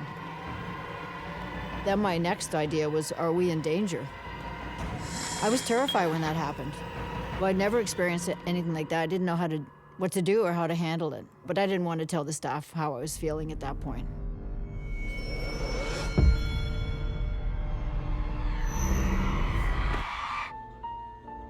Heather's sole drive now is to see her last customers off, close up, and go home for the night.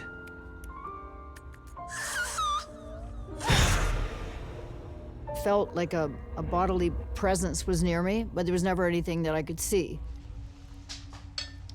You okay? I was scared and more worried for my staff than I was for myself.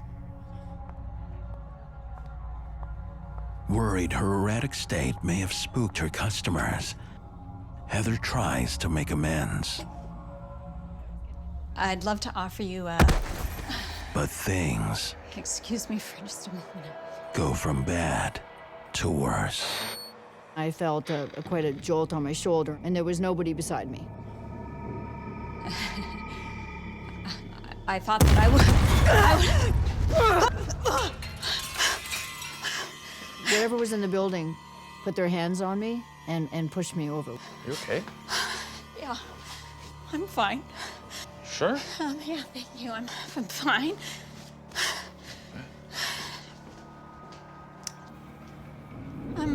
I'm gonna get you something really special, okay? I'll be right back.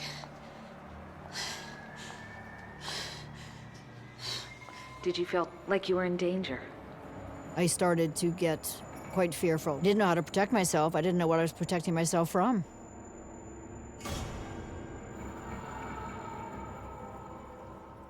With Heather's last customers out the door, a deep chill fills the room.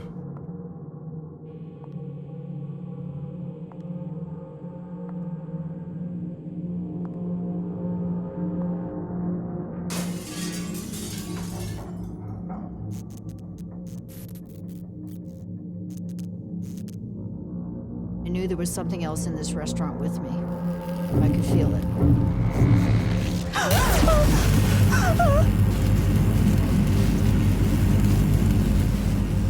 I saw this woman in a red dress that looked like me. It's like looking into a mirror.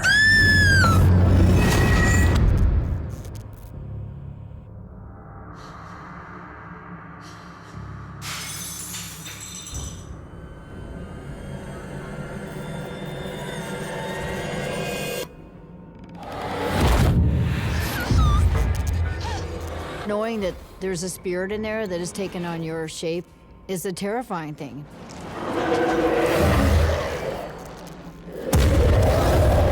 This could well be a phenomenon known as the Doppelganger, where an entity takes on the guise of a living person.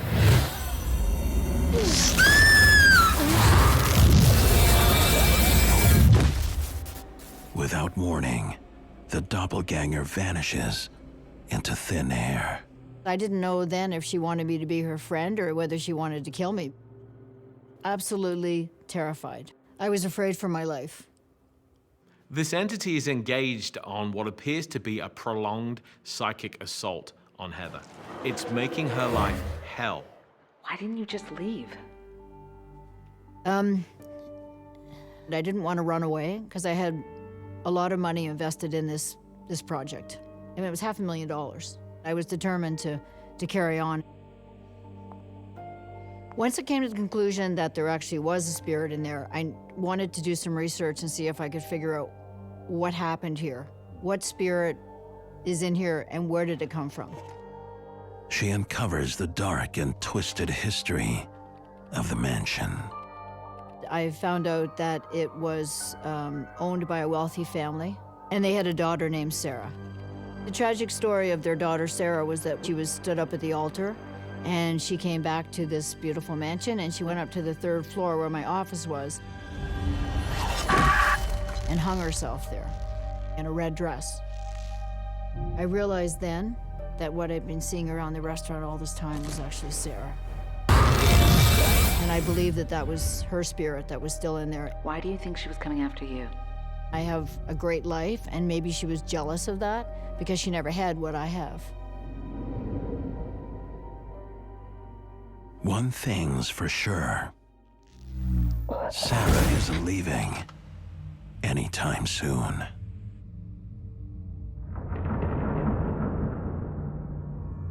Sarah didn't want me there, didn't want my business there, and tried everything in her power to not let us open, and then to not make it comfortable for us to be in there. She wanted the house to herself. There are a number of ways in which entities can attack the living. Sometimes those attacks are physical, but there are other forms of attack. I was feeling Sarah's presence more than anything. We can see psychic attacks in which a spirit wears down the psychic defenses of its target. Those people can be at risk of many behavioral crises, up to and including taking their own lives. I heard her coming down the hall.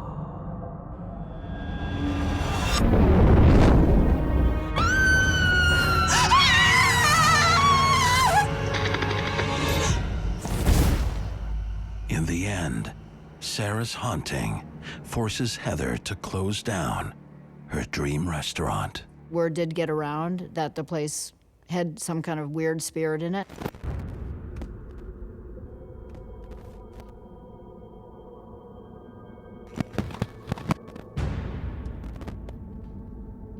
When Sarah comes into the room, I get this tingly sensation and short of breath, and I start to sweat and shake, and my face goes ashen white. It seems like it's happening. Look, Heather, you're shaking. Yeah, I know. It's starting. She came for the interview. My name is Dan, and I work the night shift.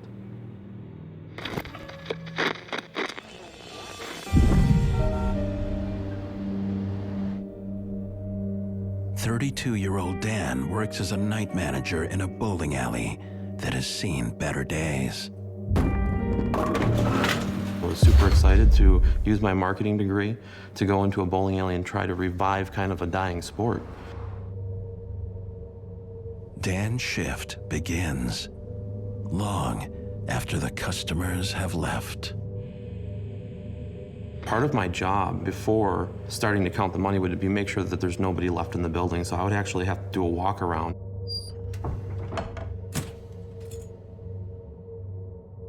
Oftentimes I found myself there alone 5 or 6 days a week.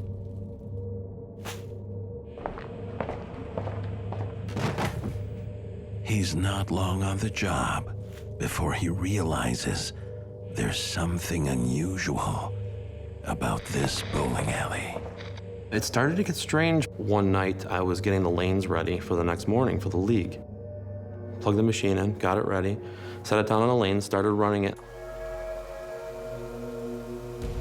And I had to go back in the kitchen to start getting some other things ready for the next morning.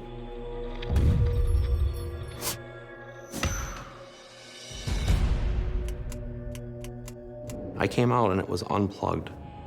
There is no explanation for the heavy-duty plug being pulled from its socket. There was nobody in the building. I had made sure that everything was locked up. It was just me.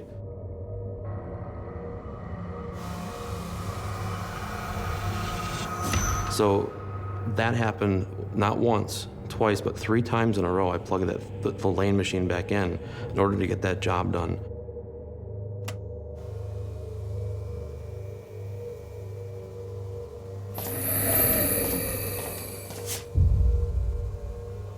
I knew something was there. Something that I couldn't see with my own eyes. I couldn't wait to get out of there. I mean, it is startling, and it did begin to freak me out.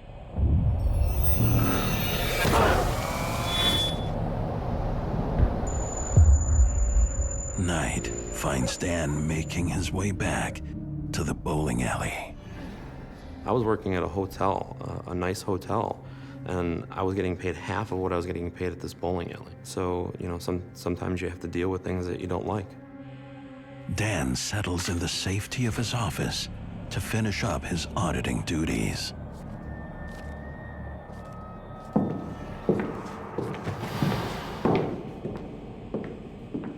I would hear what sounded like thuds, footsteps, coming from the basement. He checks the surveillance screens. No one is in the building. But Dan isn't alone, hearing strange sounds. Well, I was a maintenance man on the automatic pin setter. I hear the same thing. One day I followed him downstairs. Hello? Anybody here? Just slowly, just like somebody boom, boom, boom, walking down the stairs, and then it stops. I was working there for 15 years before I saw anything happen like that. Dan had also followed the footsteps Someone down there? to the bowels of the bowling alley. Is there someone down here?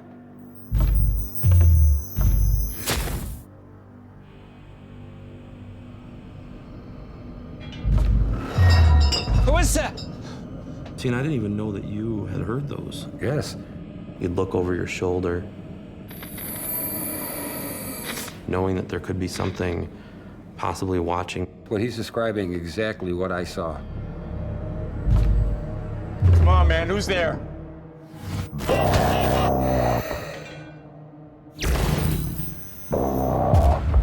I hear Bob. I'm looking around and I hear Bob. I ran up to the front real quick. That presence in the basement terrorizes Dan as well. I saw this shadow. What is going on?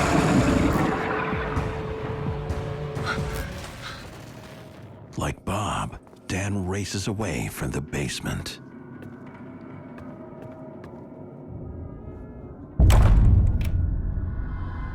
To my astonishment, he also had experienced the same things. Mm-hmm. Why didn't you warn Dan? I didn't think anybody would believe me. I kind of felt the same way. Yes. Like when things were happening to me.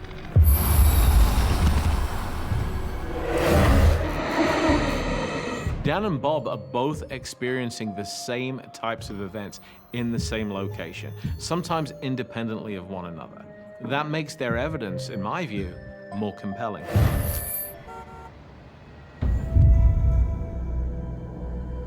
He has grave concerns about returning to his night shift. Did you have the thought that it could hurt you? I think in my mind, I hoped that it couldn't. I hoped that it couldn't hurt me. I couldn't just leave. I was very torn because I loved the job, and I had to provide for my family, so it was a significant amount of pain for me. that night gets stranger. So when I was sitting in the main office, it sounded like a game of bowling was going on. And you could see some of the lanes from the office, but not all of them. You had to actually get up, get out the door. Unexplained voices echo throughout the supposedly empty alley. I would walk over to the lanes and check to see if maybe somebody's pulling a prank on me. Is someone in here? There it is. Oh, over there. Oh, I have to get a photo. Nobody was there. There's no balls on the lanes. Is this something that maybe sound is echoing off the wall? I had no idea how this was happening or why it was happening. It's no longer just voices. Who did that? Dan sees something he has no words for. Dan, a night manager at a bowling alley rumored to be haunted, is now face to face with an angry presence. Who did that? Off to the corner of my eye, I saw it looked like a person.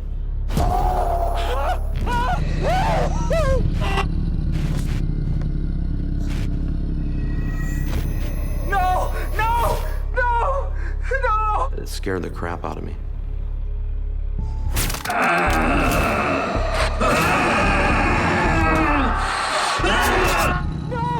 No! That's what I saw. Bob has also been frightened by this terrorizing entity. What did you think it was? A ghost? An apparition? Couldn't see through it. It was just darker than the background. It was darker than dark.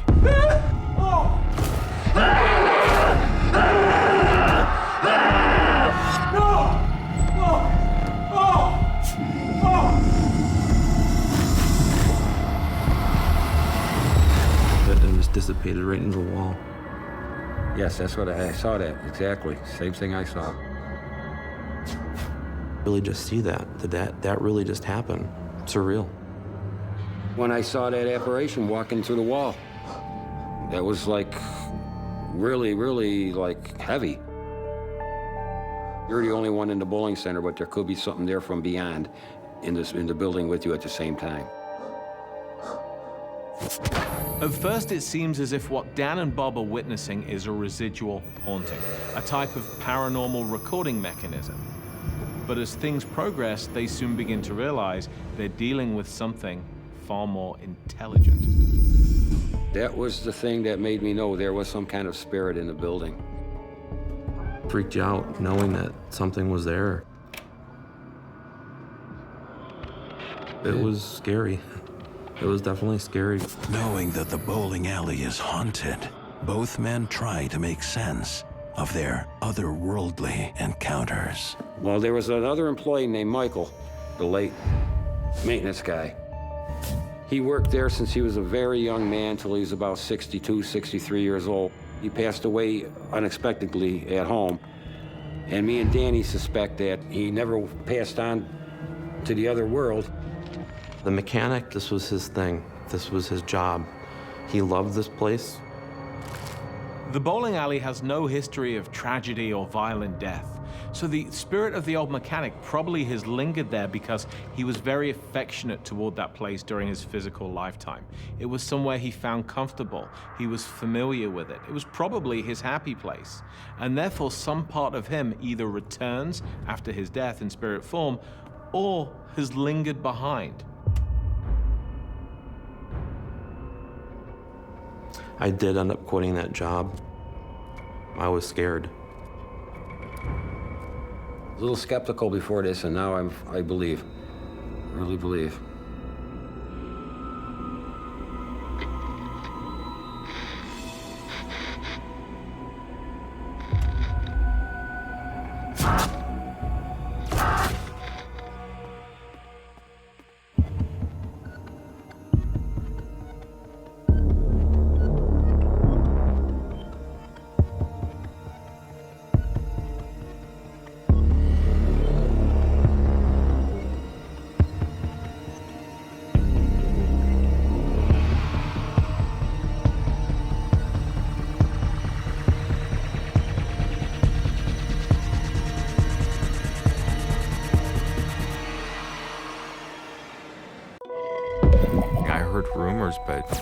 always thought that was who we... And then it got worse. Is somebody there with me? Am I going crazy?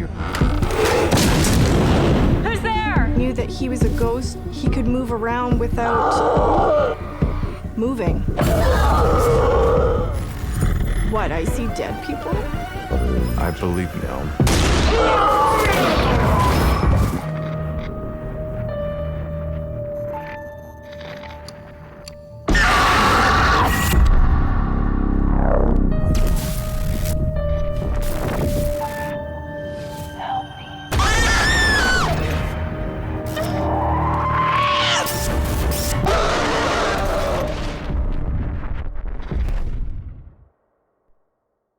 What you're about to watch is based on true events. Some details have been altered to protect confidentiality. My name is Maureen, and I work the night shift.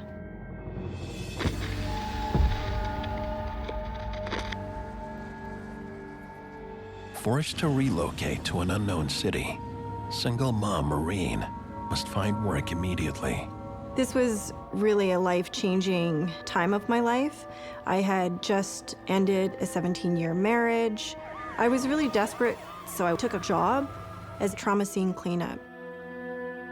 Maureen's first couple of shifts are quiet until tonight. She's tasked with cleaning up a tragic suicide of a wheelchair-bound victim. Maureen's boss warns that inside the apartment, the daughter of the victim must be removed. I was like, great. I put the suit on. The daughter, she was weird, and I thought it's just because she just lost her dad. She's traumatized by it. Maureen needs her to leave. You can't be here. He's my father. You can't be here. I just don't want you to see what's in there. Finally alone, Maureen begins the gruesome cleanup. My boss, he's like, yeah, the suicide, it was pretty messy. But that's not all that is scary about this house. I was having a hard time breathing. I can see the guy's wheelchair. And it's moving. On its own. All the hair stood up in the back of my neck. I was totally scared. And I take a deep breath and I go, okay.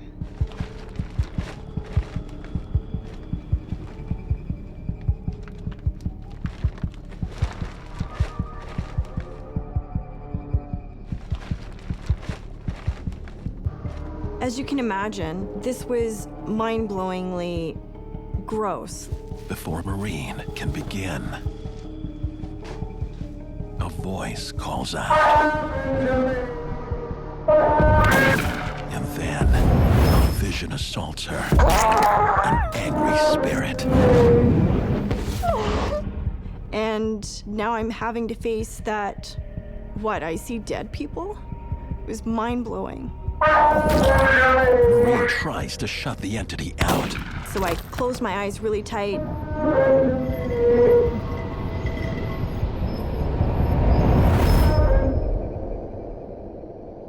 And he appeared to be gone. In shock, Maureen cautiously checks to see no one is there.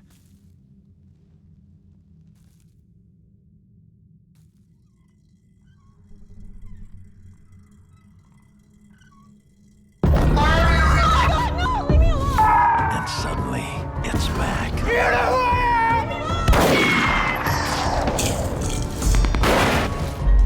What are you doing here? It breaks through the door.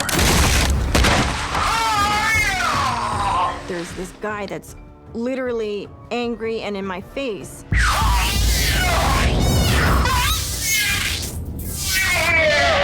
And he's looking like a wild man. That sounds awful. This unknown thing in your face? Yes, and I'm scared. I can barely breathe. Maureen's personal life has been in great upheaval for quite some time. This is one of the most difficult and stressful positions you can take. A crime scene cleaner. It should be no surprise that the energies involved are unlocking something within Maureen's mind. It is trapping Maureen, forcing her to see how he died. I'm watching it all unfold, feeling so helpless. Leave me alone! He's desperate to tell his story from the other side. I had a major stroke, and if you look up, I can't reach the gun because I'm in a wheelchair. And shockingly, in the vision, Maureen sees the daughter is involved. This is an assisted suicide. My daughter handed me the gun. And then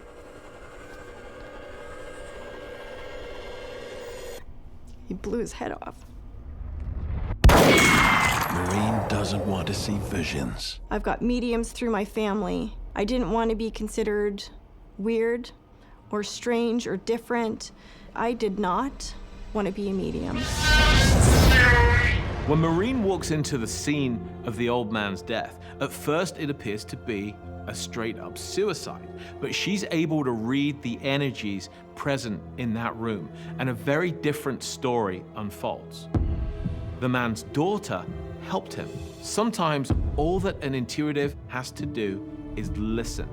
Once the spirit has finally told their story, once they've gotten that great weight off their chest, their energy vibration seems to lighten and they are able to move on. With the spirit gone, Maureen takes off. I drove home and I took the longest shower of my life and I just wept. Did you tell your boss?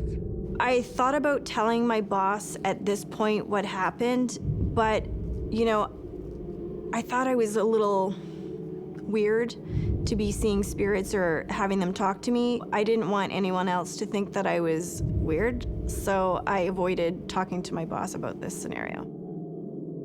Maureen doesn't want to go back, but the call comes in from her boss. A couple days pass, and the phone rings again. It's now 10 o'clock at night. I was quiet for a minute because I was like, last time wasn't so good. Someone called in sick. Can you come to a murder scene? Why did you go? I debated whether I should quit this job.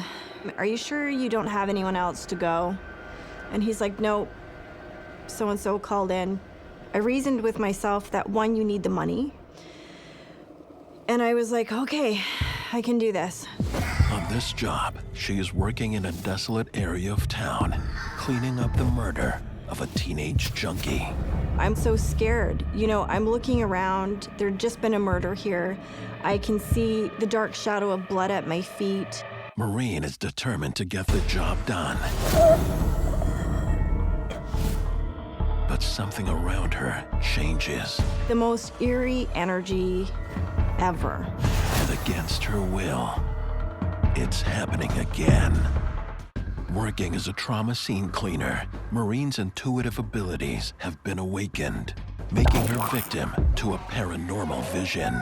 Alone at a murder scene, Maureen finds the courage to finish her shift. I just kind of focused on my kids and what I wanted to do for them, what I wanted to accomplish for my life, and this was temporary. Despite her fighting it, another terrifying entity has begun an assault. I kept saying in my head, this is temporary, it's a stepping stone.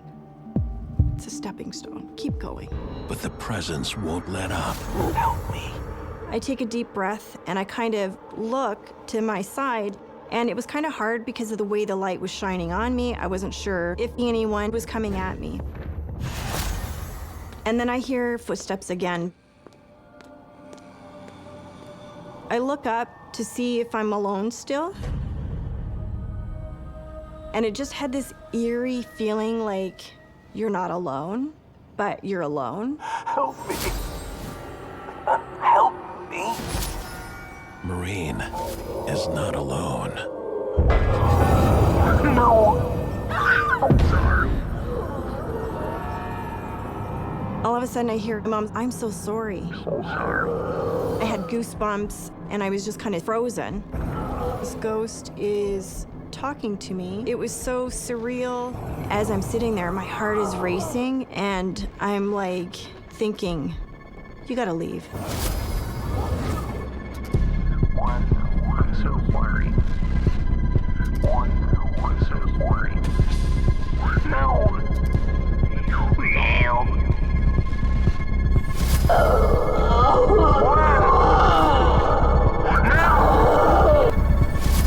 Leave me alone!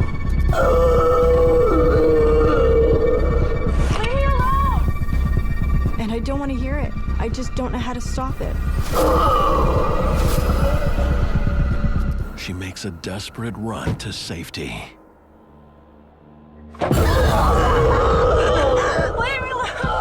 Knew that he was a ghost because he could move around without moving. Like sometimes he would be on one side of me, and then the other time he would be on the other side of me. Maureen has lost the fight. Her ability to see dead people is opening. This is the spirit of the kid that just died. All of the stress that Maureen is experiencing seems to be unlocking her latent intuitive abilities that she never knew she had. He was 21. He said he was using drugs. And he told me the vehicle and the people that killed him. He's standing beside me, talking, and I'm like, no, I don't want to talk to you. My mom is an intuitive, she was a psychic, but I wanted no part of it. I did not want to be a medium. The young man who was murdered met a sudden, violent, and tragic death. They weren't expecting to die. They may not even be aware that they're dead. And they're hanging out in that location, waiting for the opportunity to make his presence known to somebody. What's the one thing that he wants more than anything else? Peace, by telling his story to the one person that can hear him. And then I blink, and the guy's gone. I was like, what is happening? And I had goosebumps. The fear welled up in my throat, and I was just kind of sitting there, frozen. It was just the scariest thing of my life.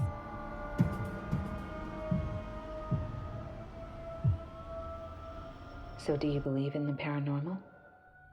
Yeah. Yeah. I want it to end.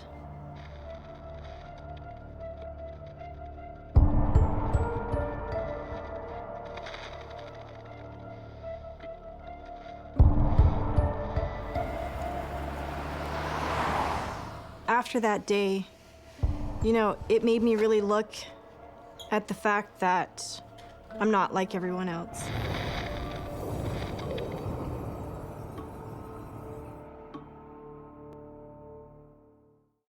My name is Stacy, and I work the night shift.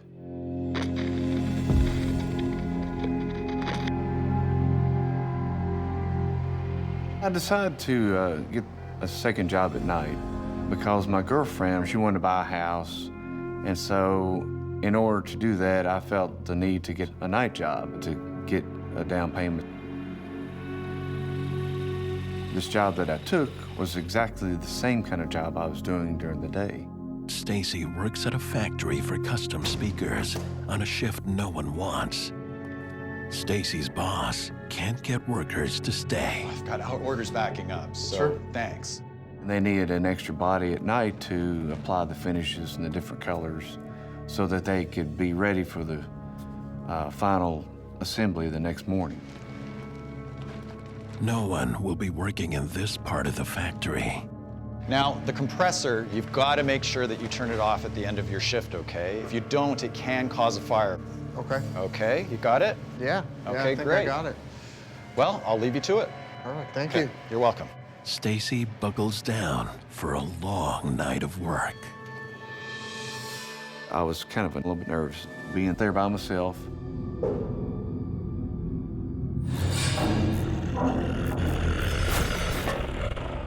But that was okay. But I didn't need supervision. I didn't need somebody to look over me and tell me what to do. I had to sand these large speakers, put some finish on them, and then push them out the door to dry. About 2 weeks in, things seemed to start to change quite a bit.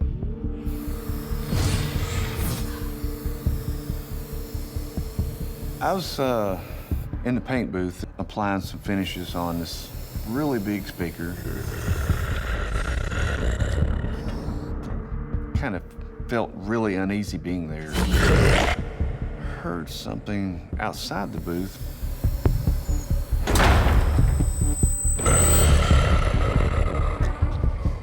It sounds like it's outside the paint room. I didn't know exactly what it was. It's more like a faint, deep voice. Hello? Stacy hears it, but he can't see it.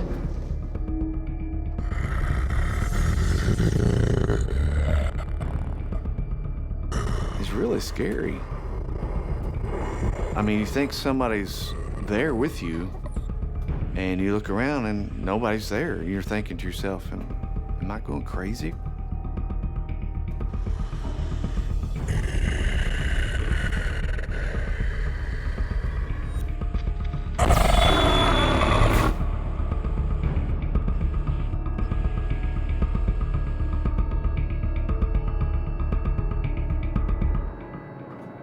Something strange was going on.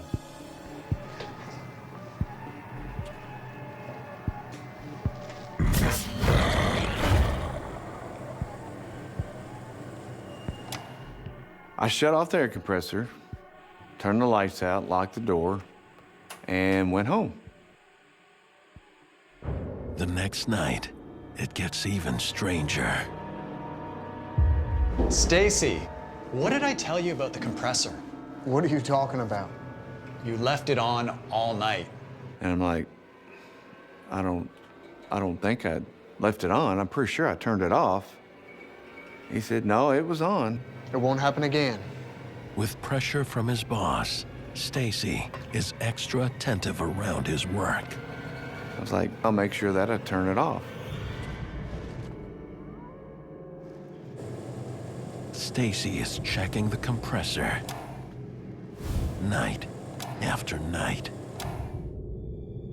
I would turn the air compressor off and I'd get a call from my boss saying I left it on. I was like, no, I turned it off. I know I did. And he didn't believe me, and he would get very upset with me.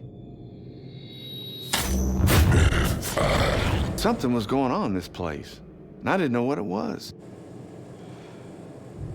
Determined to prove to his boss that he's not lying, Stacy records his actions. I got my phone, which has video on it, and I videotaped myself turning it off. I actually filmed my hand shutting the switch off. Okay, Dan, this is me. I'm gonna turn off the compressor. All right, so here's the compressor, and I'm turning it off, and now it's off. But whatever is messing with Stacy won't be stopped. What's up, boss? What have I told you about the compressor? What are you talking about? You left it on overnight again. For some reason, the compressor came on again. Now hold on, just listen, all right? I took a video, I have proof. I said, hey, look, I know I turned the air compressor off. I have this video. Look at that. He saw it and he said, yeah, you turned it off. But it came on this morning. And he didn't know what to say. And of course, I didn't know what to say either. Something strange was going on. Wait. What's that? You're the only one in here, right? Yeah. I don't know what the hell that is. When I was videotaping my hand turning off the switch, there's this like outline. It looked like a person, but nobody's really there. It's just like a shadow. And it kind of moved a little bit, not a lot, but it moved a little bit like a real person. It's like, oh my God, there's somebody there. Get back to work. Stacy's boss is gone for the night. Alone, he returns to the paint room to get done quickly and get out of there.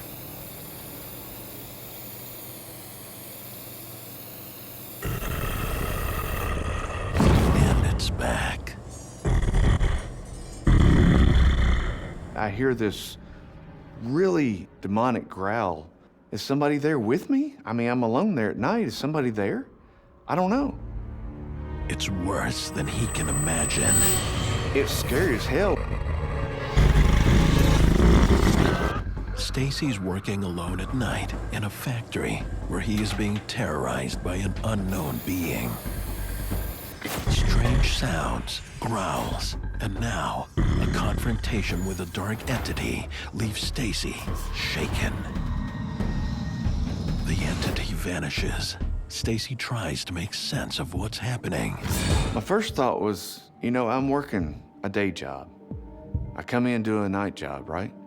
I'm working 14 hours a day. It's gotta be in my mind. I'm tired and I'm seeing things. Stacy gets back to his work so he can get out of there fast. After completing one of the speakers, I have to put it on these giant hooks, and then you hoist them up to the upper level and set them off to dry.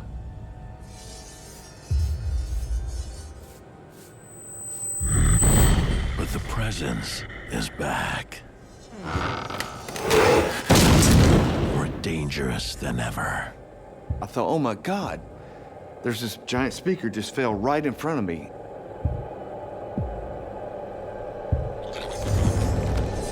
Scared the hell out of me. The speaker had crashed in front of me and I almost had a near-death experience. This thing almost landed on me for no reason. It was hooked, it was secure. I made sure it was hooked. Something was obviously in the room with me. Is this thing following me? Is it part of my life now? Cautiously, Stacy moves his work out of the paint room. All of these events that are happening to Stacy feel very indicative of a demonic haunting. When you hear low growls, when things are trying to physically harm you, usually that's the sign of a demon. When you are under a lot of emotional stress, that definitely will attract more negative entities. There's a chance that this factory already had a lot of pent-up negative energy in it, so when Stacy entered this situation, that entity knew, okay, Stacy is vulnerable. Stacy steels himself, believing the carpentry room will be safer. He kept working. I was, of course, on edge. I'm trying to calm down. I'm by myself. Nobody's coming in. I'm responsible for everything. I had this speaker that I was working on. What I had to do was to repaint this one area on it. And so in order to do that, I had to mask it off.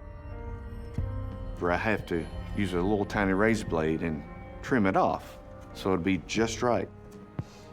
I had my arm up here and I had a razor blade and I was cutting it along the edge. I heard this growl again. There is no escape for Stacy. Hell. But before I could actually figure out what it was, I felt something grab my elbow. No!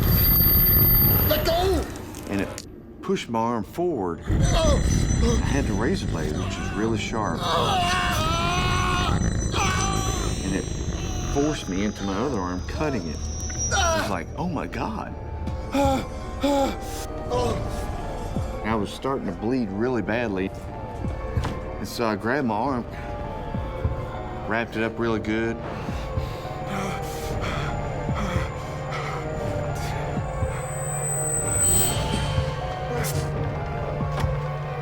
Stacy makes a run for his life.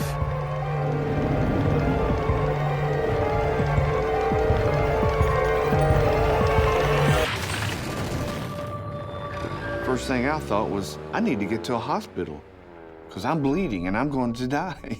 Losing control of your body is an absolutely horrifying feeling, and in this case, the demonic entity was so powerful that it was able to override Stacy's willpower and force him to hurt himself. After the violent attack, Stacy digs into the history of the factory. He discovers that he is working in the same place that an employee died a tragic death. This factory is basically like a feeding trough of negative energy. Demons sort of just go wherever the negative energy is. So this demon is just gonna keep coming back for more. Luckily, the hospital wasn't too awfully far away. After all of that, what were you thinking? As I was sitting there getting stitches, I was thinking to myself, you know, I'm not going back there because I don't want to die. So you never returned? I did not go back and get my last paycheck. I didn't care. I didn't want to set another foot in that place, ever. I still got the scar on my arm, by the way. I'll carry it with me for the rest of my life.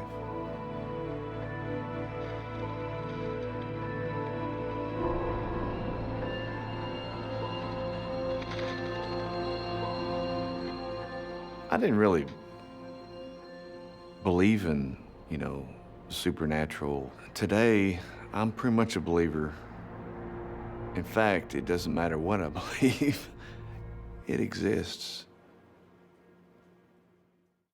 My name is James. I work the night shift.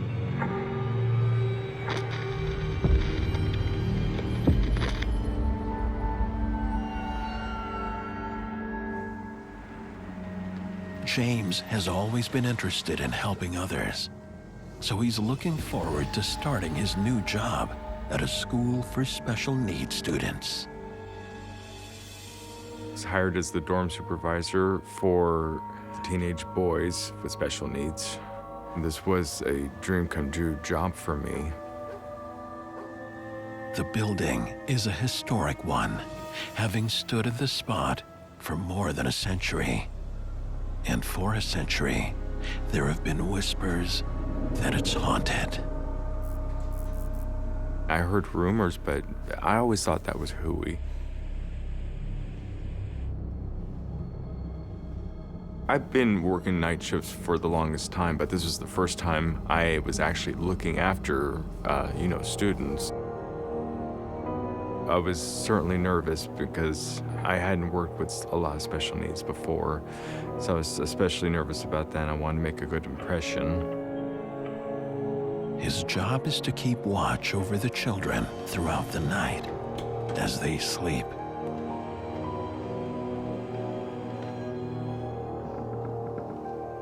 Are you okay? Yeah. A baby monitor keeps him connected to the kids at all times. I have to check all the students every half hour to an hour to just make sure they're breathing. As I walk through the checks, I walk with my baby monitor. They had all the dorm rooms down the hallway. On his first look, everything seems normal. It was pretty dark. I was doing my checks and it was getting pretty routine already. I mean, all I did was walk up and down the hall, open the doors quietly and listen and listen. But just a few hours into the shift, James notices something out of the ordinary. Out of the corner of my eye, I see a shadow, and of course I have to look again. I thought I saw another person was in there with me, and he disappears. I'm thinking that I'm just tired and okay, my eyes are playing tricks on me. James brushes it off. I get back to the kitchen and it was after 2 o'clock in the morning, and I just started making some coffee.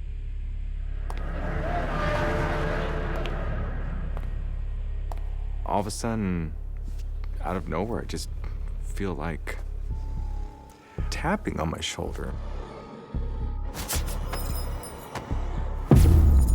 I thought, there's no way there's a child behind me. No.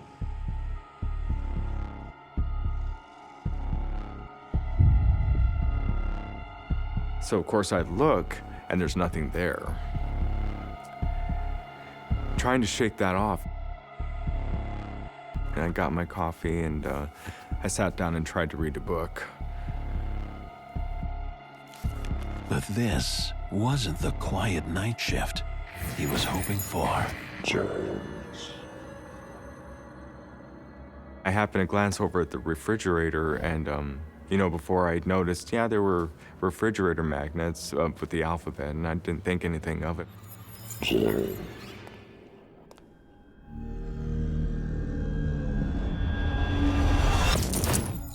But now I look up and I saw my name. The magnets were in a jumbled mess before, but now in the middle was Hi James. Who wrote your name there?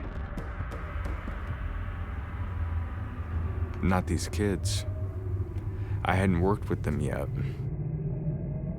I started to freak out a little bit.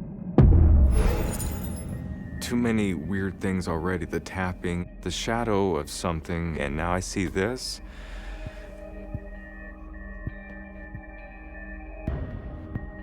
Those that work the night shift should be ready at dead time, ready between 2:30 and 3 to see paranormal activity, absolutely. That is known as a time where paranormal activity is amped up.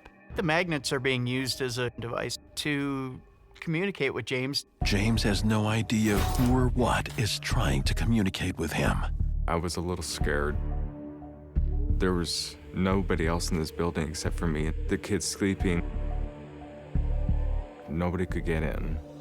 And nobody knows my name, and so I don't know why I would see something like that. I was a little shaky. I was just wondering what was going to happen next.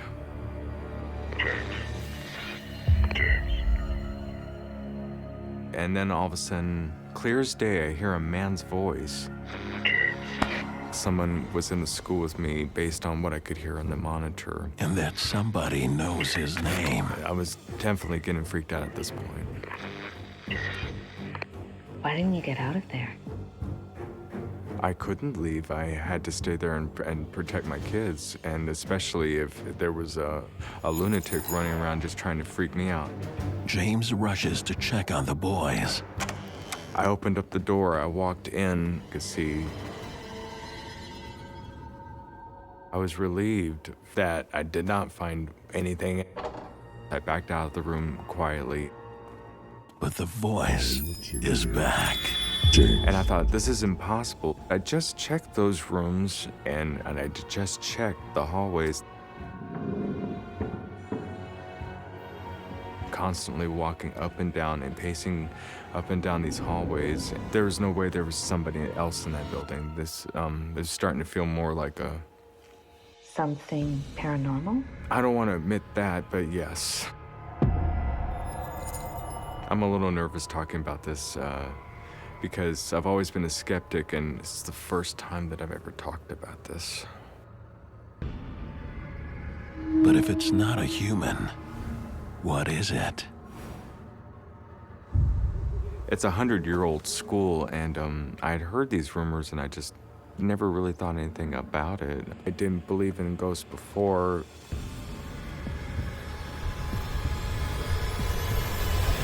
I was still trying to keep my wits about me. The entity is moving closer. I was worried about the kids. That's what the job was. I was there to protect these kids. I could not leave. It keeps calling his name. And I had to muster up some courage because I needed to get to the bottom of this. Figure out why I was hearing this. I didn't want to have to call anybody or let my boss know that I was freaking out. James dashes up through the stairwell, but something stops him dead in his tracks. James's first night as a dorm supervisor at a special needs school has taken a terrifying turn. All the students are fast asleep, but someone, something is awake, desperate for James's attention. James, I am returning. I didn't walk into expecting to see ghosts. That's when I saw an older gentleman wearing, it seems like a uniform from the 1800s. The spirit has a warning for James. I am watching you.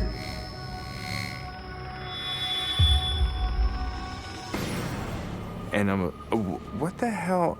And he disappears. And there's nothing there. It's just me. There's no way that just happened. I know I'm not losing my mind. I was getting pretty scared and freaked at this point. I heard there was a spirit of a watchman, but that's all I heard. Maybe the rumors were true. I just wanted to get out of there. But his duty to the innocent kids in his care keeps him there. He couldn't live with himself if anything happened to them. I didn't want that on my conscience, on my head. I can't call my boss. I didn't want him to think that I was crazy and fire me on the spot, so I was just really trying to take care of it myself. Listen to me, James. But I wasn't feeling like I was a skeptic anymore. Listen. James has no reprieve. The spirit is watching him. Listen to me, James. The specter keeps trying to get James to listen. It started to escalate. Things just seemed to get worse and worse and worse. Everywhere I walked around, I was starting to feel like he was there with me. I could feel his presence.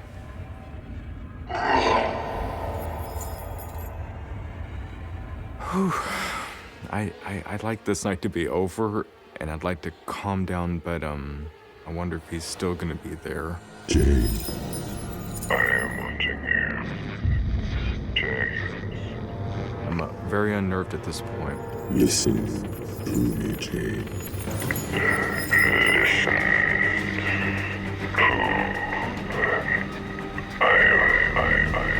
James. When I finally turned and looked at it, and I've never been so scared before or since. The entity is now moving straight for James. Leave me alone. Leave me alone. I was getting panicky. I didn't know what I was going to do. What do you want from me? And the warning is terrifying. Protect them. I was really scared. And with a message of protect them, it disappears. I wish I could understand what was happening here. You saw a full body apparition. What does it do to you? It sent a jolt through my body, to be truthful. After seeing the apparition of the Watchman face to face, James now believes the stories.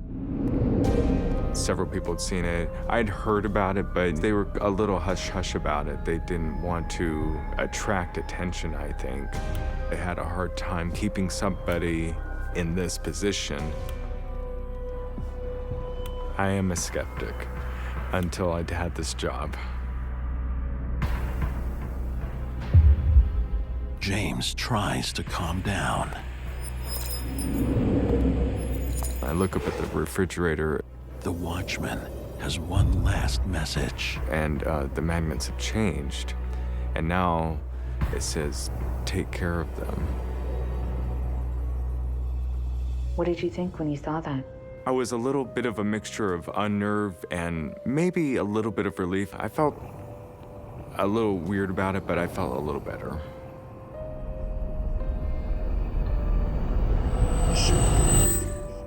Protect them. I don't believe that children or James are in danger at all. I believe that this night watchman took his job into the afterlife and really is concerned about these children and wants to make sure that James continues the tradition. At this point, I didn't feel that this was a scary spirit of the night watchman. I think he was there to help me.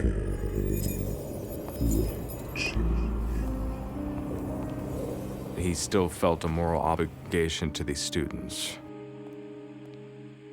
How did your night end? I felt a little bit of relief knowing that my night was almost over. James survives his first night shift, but is still quite shaken up. I know I definitely saw the watchman.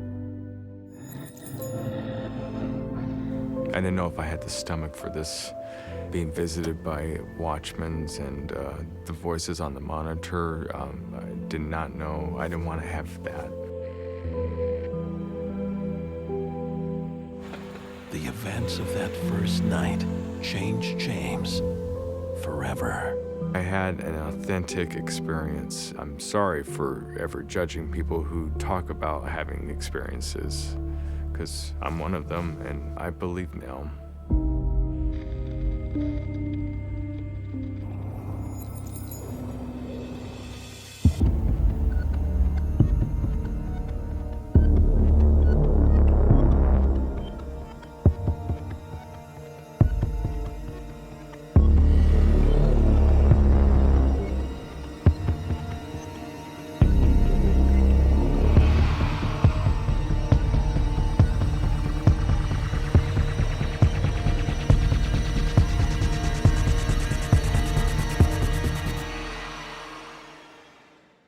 I knew I was the only one there. At least I believed I was. I could feel a presence. There's something in this house. I was terrified.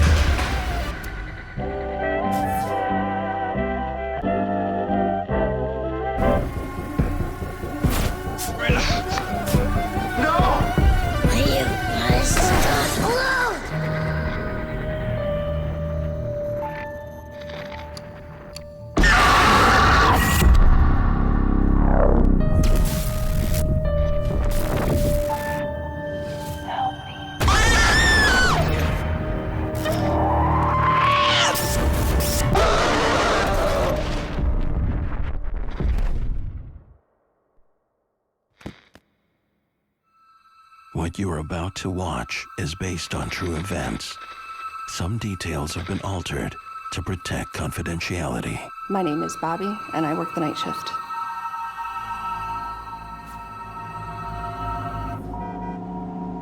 Bobby lands her ideal job at a doctor's home from the 1800s. Now, a museum. My position at the museum was director, which enabled me to have full access to the premises. As director, I worked all hours of the day, but the evening shift that I worked would have been 4 p.m. through 2 a.m. I have a true love for the house. My family is very connected to it. For many years, my grandmother worked there. She was actually delivered by Christopher Best, and many of her children were delivered by his son, Duncan. She works at night in an old house filled with generations of doctors' preserved memorabilia. Some carry the scent of the dead. The house was always a little creepy, especially in the evenings. You have to remember this is a house built in the 1800s. The light switches are almost always on the other side of the room than you're walking into, so you're walking through the dark. When I started at the museum, there were no rumors of ghosts, there were no whispers of any sort of paranormal activity. It had just been a house that the doctor had lived in. I was a true non-believer, but I've had flashlights go off on me while I'm trying to walk through the room and they just decide to shut off. At night, Bobby's duties are to photograph and catalog the items.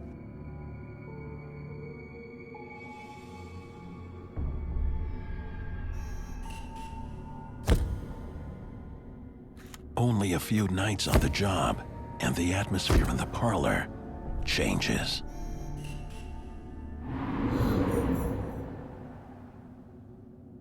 I couldn't really put my finger on what it was, almost like a breeze, like a wind, some sort of movement. It was if somebody had just walked into the room. It was like a wash over you, and you could just smell the perfume.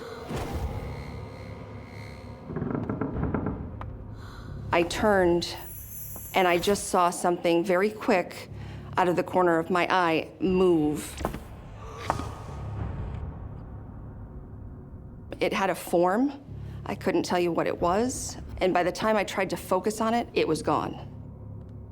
But I said to myself, I was not gonna let a little apparition scare me away. Undaunted, Bobby continues that night with her coworker to set up for an upcoming public talk. This talk got some buzz. Hope we have enough chairs. Yeah, it's gonna be a great one.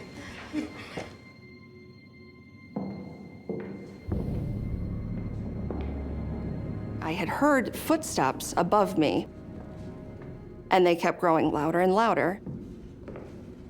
No one's here, right? No one. I'll check.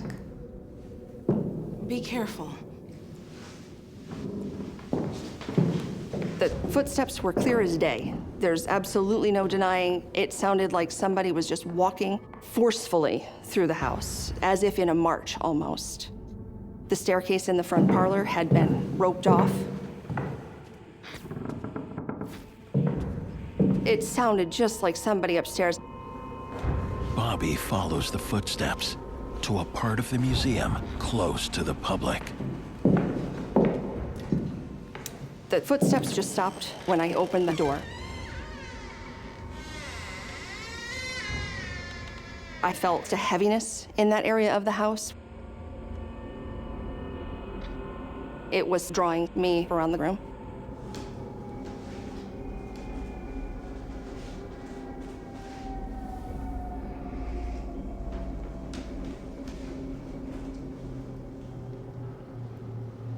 And that feeling of somebody watching you.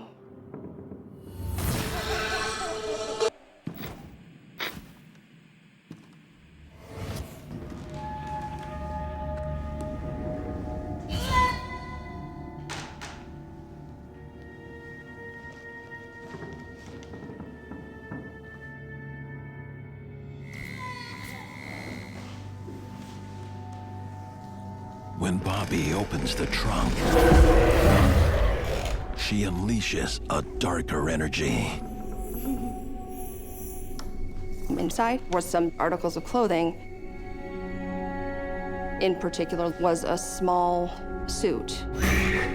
Would have been what you'd wear on a Sunday. That was when I really noticed just the heaviness in the room, just the sorrow in the room.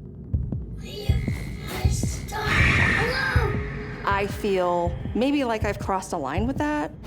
I can't even explain it any other way. I immediately let go of the suit. Stop.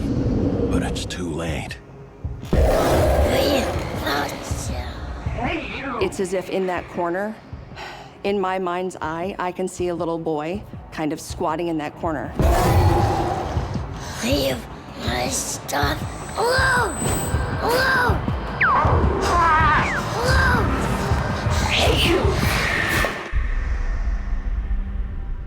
Though Bobby loves her job as a museum director, her skepticism about it being haunted is being challenged by coming face to face with a terrifying spirit.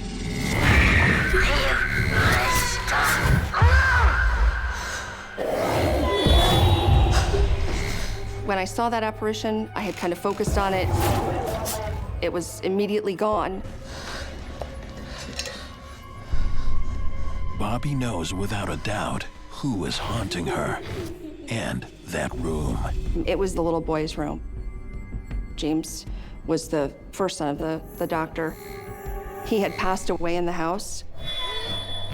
It took 2 weeks for that little boy to die, tragically, very sad situation. James died as a young child of undulated fever, a disease causing a painful death. I don't know if that was the suit that he was laid out in. It very easily could have been what he was wearing for that. Spirits are very possessive, and if we handle or disturb what was once theirs, it can generate a lot of activity. These are very clear examples of spirits saying, "Don't touch my stuff." There are many reports of paranormal activity being generated when the belongings of a former owner were disturbed or handled. I want to be respectful, and the suit is still on the bed to this day.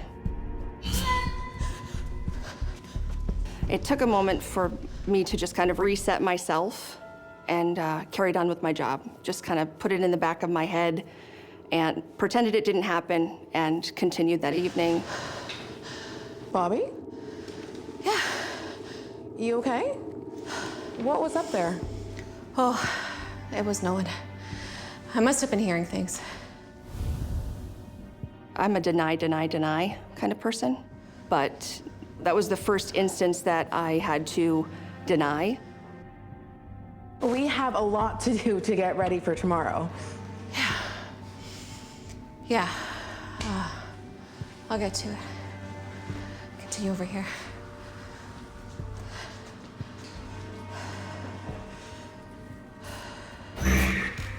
I'm just gonna go get some stuff from the shed out back.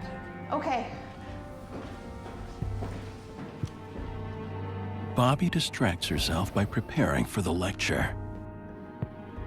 I love my job. It was more of a suck it up, you know? It's a great place. She prepares to catalog the perfume bottles.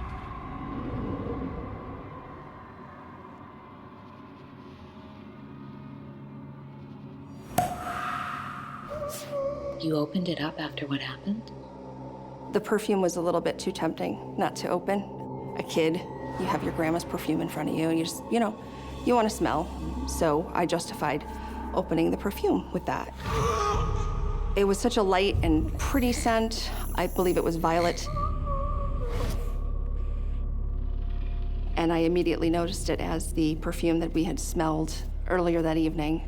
And then the smell was everywhere. Do you smell that? Yeah, perfume. Yours? No. It was like somebody had squirted perfume and walked into it.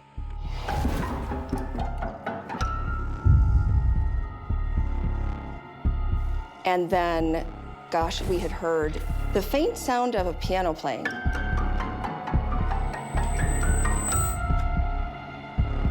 This is too weird. I'm right behind you. I'm gonna lock up.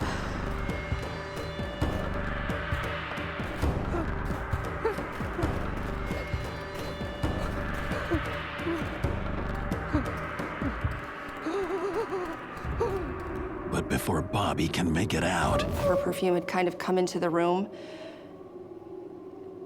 noticeably. It was like a wash over you. There was a presence. I could feel a presence. and suddenly, the Victrola comes to life. Leave my stuff alone.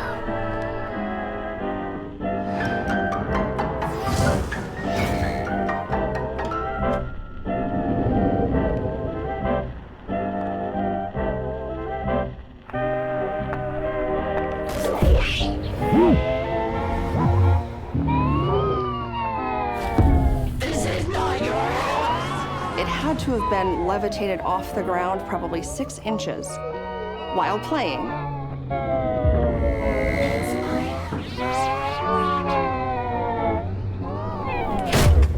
And just dropped. It was like a person picked it up and just dropped it. It was so real.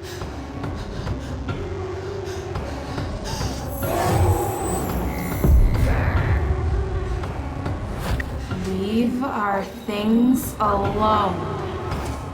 I remember it like it was yesterday.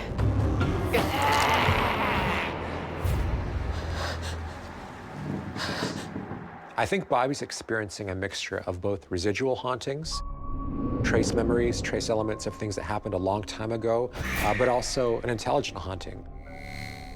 It can be common for a house to be haunted by an entire family, an entire generation, even though they may have died at different times. It's simply their home, the only home they've ever known. They want to be there, and they plan to remain there. I do believe it's the family. I don't believe they mean people any harm. I think that maybe I just happen to be connected in a way that they're familiar with. Maybe they were trying to make contact in a friendly way, but it's just scary as hell. After seeing the apparition clearly, Bobby believes she knows who it is. There was a very clear outline of a shadowy figure. I believe this to be Emma. Emma is Christopher Best's daughter, and she lived in the home until she was in her 80s. She was actually the last person to live in that house. Emma taught piano lessons out of the house. 2 of my aunts took piano lessons from Emma. The eerie part was, when I looked at that photo, I realized that that was where I had been standing when the Victrola decided to jump off the floor or fall to the floor, whatever it did.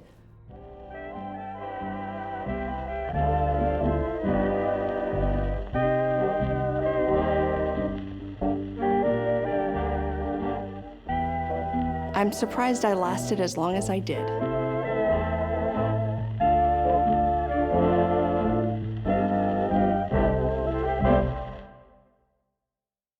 My name is Jim, and I work the night shift.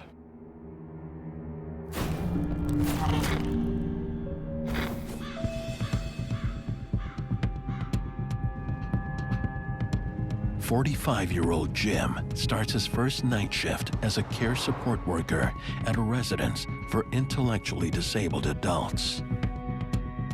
When I first got the job, I was excited because we did need extra money to help, supplement our incomes. My wife worked full-time, I worked full-time, but we needed extra income.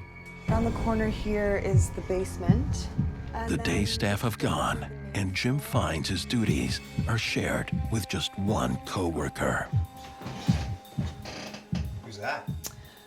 Oh, that's one of the former owners of the place. This is where the residents sleep. Together, they'll work long into the night, standing watch over the house and its sleeping residents. Why are all the doors open? The residents feel safer with them open. The gentlemen that live there, they like their doors open. They don't like to have their doors closed. It reassures them a little bit that they know somebody's there to help them and protect them. After the residence floor, the next stop is the basement. She shared that the basement, where the laundry room is located, kind of freaked her out. I told her that I would go down and bring up the first load of laundry. But his coworker won't go. When you go down the stairs in the basement, they creak a little bit. It's an old home. It was built about 1843. But the feeling Jim gets being down there can't be explained. Just get this weird feeling. I had a feeling of unease. You can feel the hair on the back of your neck stand up, and it just kind of freaks you out a little bit.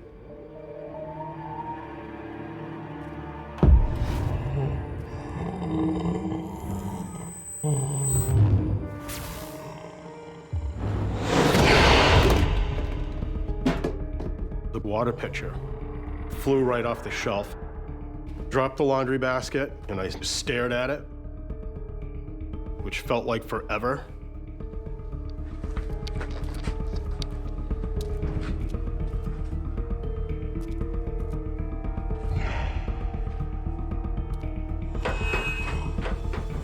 I would love to have shared with my coworker, but she would have been incredibly terrified, and I know she would have left.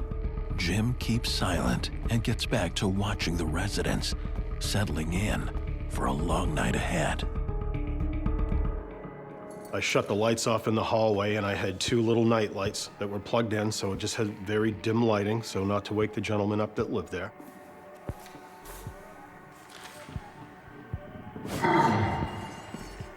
As I was sitting there, I kept thinking I could see something out of the corner of my eye. And I'd had this feeling like a little bit of a cold sensation. I looked again when I saw it, and I saw this black. It was out, I'd liken it to like a cloud, which was outside the bedroom at the end of the hallway. And then, in a blink of an eye, it was gone. It just like, it didn't go through anything. It just disappeared right where it was. I couldn't believe it. You see stuff like that on TV, and you think, oh, that's not a big deal until you actually witness this for yourself. You have all these thoughts going through your mind of like disbelief. Oh, and you're just trying to figure out what is it and where did it go? And then I was thinking, I gotta go down to the bedroom. I gotta just check on that guy.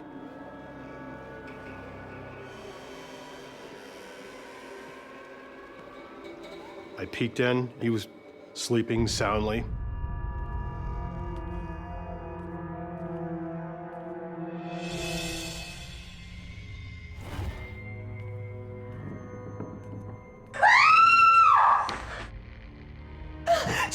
What's wrong? Something just grabbed my hair. My shift partner, she said it felt like somebody had pulled the back of her hair. All right. I'll go check, okay? Her eyes were huge, and her hands were shaking. I knew right away things were happening in that house, but I wasn't really sure why they were happening. Into the basement again to make sure there is no intruder. My senses, I'm very heightened to everything that's around.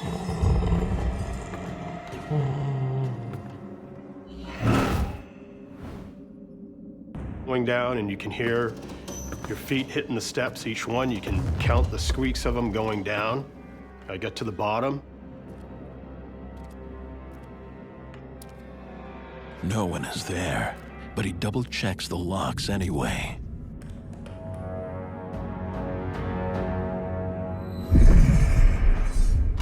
So when I was down in the basement and I was bringing a load of laundry to fold, I had this sense that I was being watched.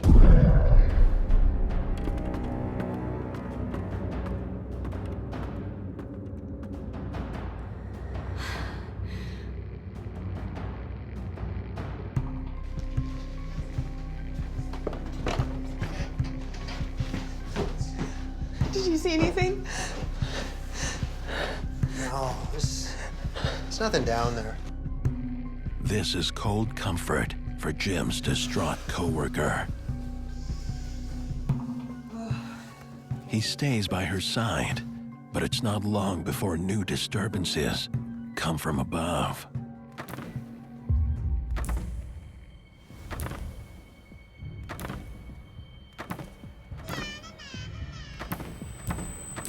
There's something in this house. Jim's first night working at a resident home begins with strange occurrences and a spooked coworker. Something just grabbed my hair. And now, noises from what should be an empty attic. Jeez, did you hear that? Do you see what I'm talking about? I heard noises in the attic, which is just right above the second floor where I'm sitting. It was like a rhythmic pattern of like when a child is skipping.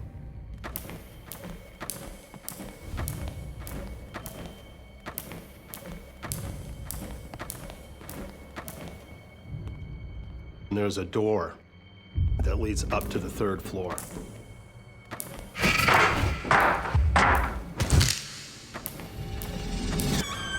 As soon as I opened the door, the noise stopped. Hello? Hello?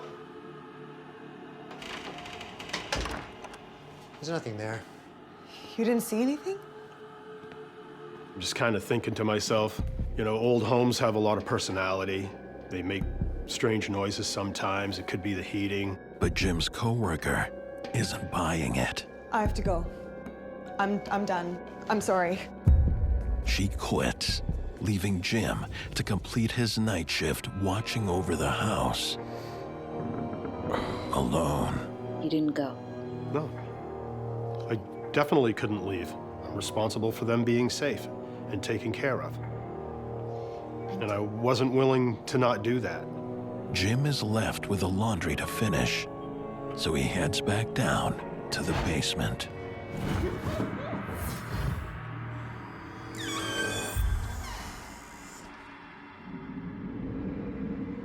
I open the basement door. I look down the stairs, and it's almost like you're looking like at the longest walk of your life.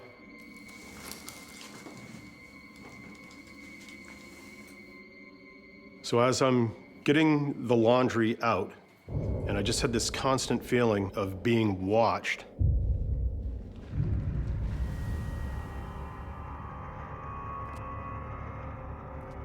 There is a clothesline rope that goes from one part of the foundation to the other, and then they had a tarp over that for a little bit of a breakup in the basement.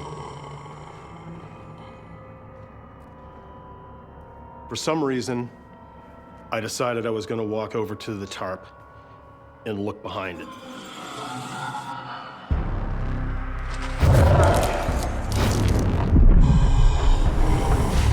And Jim is face to face with a male entity. He makes a run for it.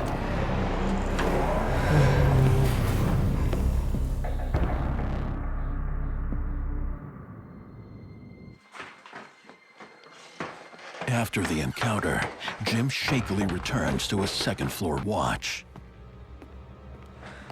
I was terrified. I felt like I was having anxiety. And I just started getting a little bit of the sweats too. But Jim has no chance to calm his anxieties. It's now upstairs with him. There was a human-like mass that was inside the doorway of the room. My legs started to shake, almost like if you feel like hypothermic, almost. And the figure just kind of floated straight back into the room until I couldn't see it anymore. I just couldn't believe any of this was really honestly happening. I had to muster up enough courage to go down and look inside the room for the safety and well-being of them guys. I just took one step at a time. My heart was racing so fast. Nothing prepares Jim for what awaits behind the door. No! It's hard to really explain if you've never seen anything like that before. Just stay back! Stay back! I didn't know what I was seeing. Get away from me! And then the entity vanishes. My heart rate was just pounding. So you couldn't leave? I know I couldn't leave because I'm responsible for these guys while I'm on shift. But it's not gone. It's changed form. I'd almost hear a guttural sound that it was making, as though it might have been gasping for a breath over and over until it disappeared. I have no idea what it could have done if I would have gotten any closer to it.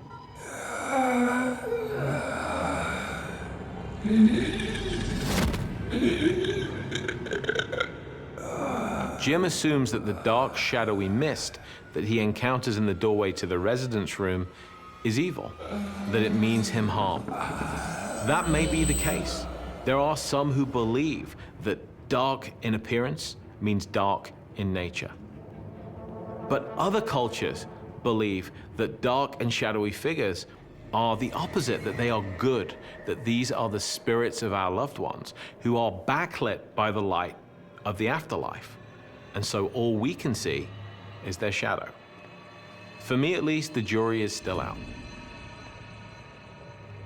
As I'm sitting here discussing it, my hands are clammy feeling. And they have been through the whole process of just reliving this. I know, I can see you grasping your hand. Yeah, I was scared. So I sat in a chair for a while, just trying to wrap my head around things that were going on. But I knew inevitably I'm responsible for the safety and the well-being of these guys that I'm working for. I wasn't leaving until my shift was over. 2 hours goes incredibly slow. It goes very slow when you want to go home in a hurry. Dawn finally arrives, and with it, the end of Jim's long, terrifying night. As soon as my shift ended and I got in my car, I was just trying to process everything that I went through. I was worried that the spirit would follow me home. After his paranormal encounter on the night shift, Jim learns that the entity may have been the former owner of the home. Heard stories in the past that there was one of the owners, he had passed away in that home of pneumonia. When we look at the context behind this haunting and the history of location, it may be that all Jim was hearing was the after echo of the old man trying to breathe. This event has most definitely changed my belief in paranormal. I believe that when you leave this world, you are part of a universe, per se, and that you are potentially always around.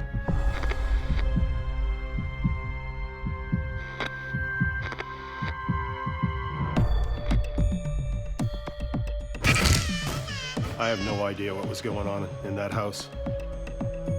And I wasn't willing to stay and find out for another shift. Didn't want to find out what it wanted to show. That was the worst experience that I ever had. My name is RW, and I work the night shift.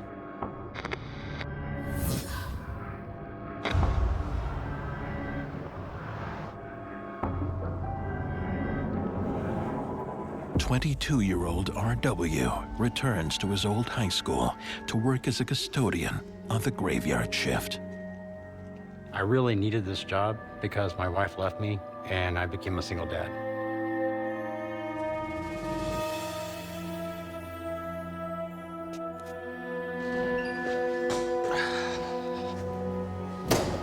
RW's former high school is a lot quieter on the night shift.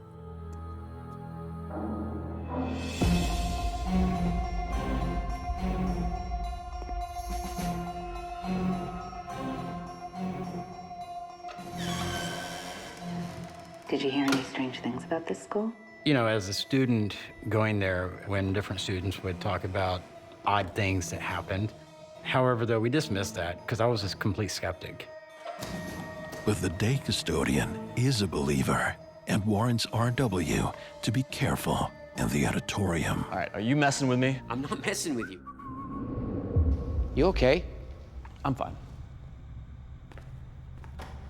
RW moves on and begins his shift. At the high school, I was put on task by the other custodians to clean the auditorium. Areas that the other custodians didn't want to do, and I later found out why.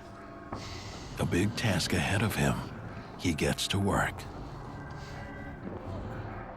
There had been a drama workshop going on during the day, and so they wanted to make sure that everything was prepped up, ready for the next day.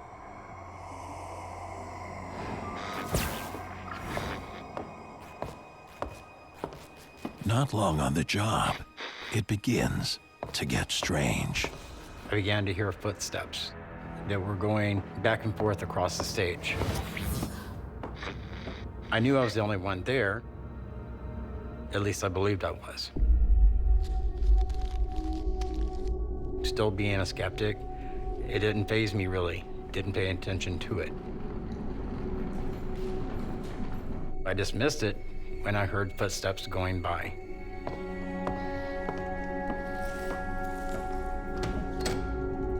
I was told to prop one of the doors open so that it helps to dry the floor.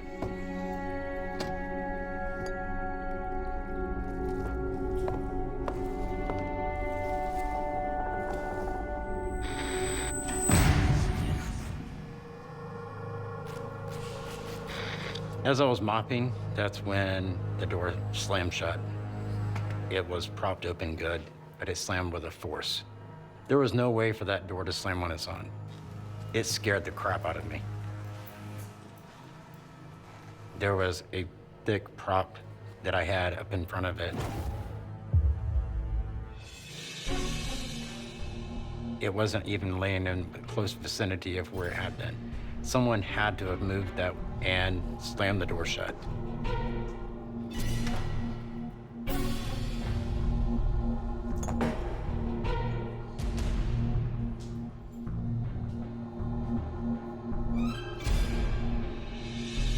He has no explanation for what is happening. I kept trying to dismiss it.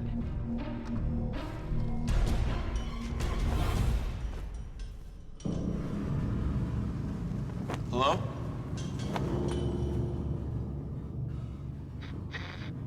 Is there someone back there? The curtain was moving as if someone was standing behind it. Like you could see the outline of them moving past the curtain from the other side. Hello? I just thought someone was behind the curtain. Honestly, I did. So I walked towards the curtain. At this point, realizing that it couldn't be a janitor, I'm getting really annoyed and scared, I'm not gonna lie.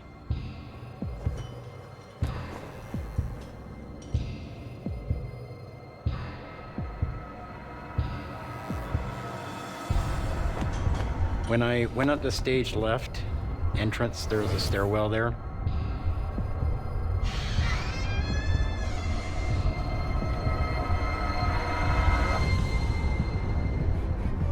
Hello? I could see there was no one there behind the curtain. Maybe it was just a wind draft. You know, maybe my imagination was playing tricks on me.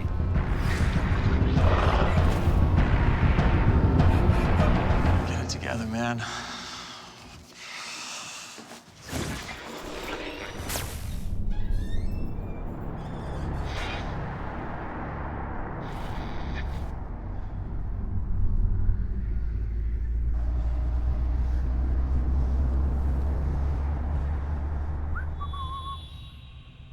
That's when I heard the whistling. The air, it just suddenly changed. Who is there? Became static filled, like something was in there with me. I felt like something was watching me, watching my every move. At this point, I had become a believer that something was in there that I couldn't see. RW being under a lot of stress is opening him up to a lot of factors, and those factors are supernatural. The disturbances seem to be coming from behind the curtain. Okay, pal. You asked for it.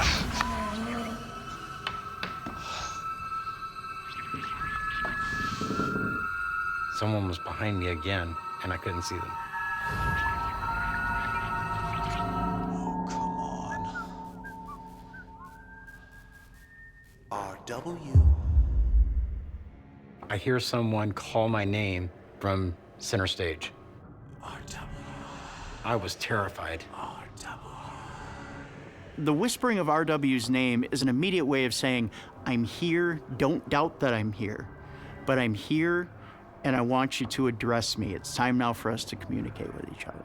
Who the hell are you?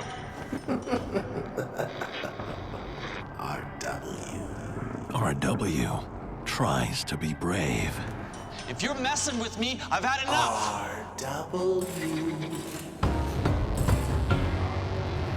Man, it ain't funny anymore. That's when it hit the fan. What should have been a quiet first night shift for RW as a custodian has spiraled into a terrifying evening. Something was in there with me. That's when I heard the whistling. The presence that RW feels has now become aggressive. That's when it hit the fan. The props fell. I felt like it wanted to kill me. When the prop almost kills him, he reconsiders rumors about the haunted auditorium.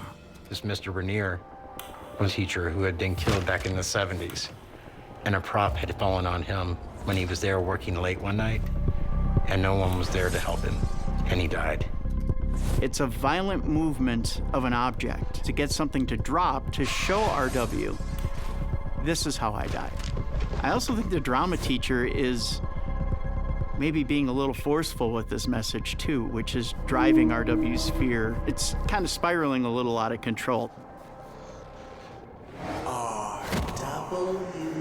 I heard him call my name again. It gives you the creeps. The entity's targeting of RW intensifies, trapping him now in total darkness. Not only did the center light go out, but all the lights in the auditorium went out. Now I'm in the darkness. Didn't have a flashlight, but I did have a lighter. The problem with the lighter was every time I would walk, the flame would flicker and it would go out. So I would have to re-flick it again. It was as though someone was in there with me. I needed to find the light switch. Just as RW reaches for the light, Suddenly, the center stage light appears on.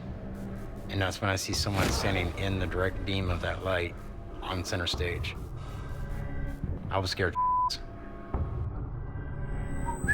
Now I've got someone I can see. I saw him standing there on the stage. In my mind, I think he was still being a drama teacher, still doing his job, trying to teach you. Don't hurt me. I could feel every sense in my body, every nerve ending.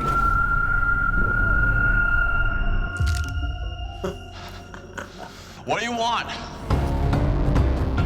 RW. Get out of here! Leave me alone!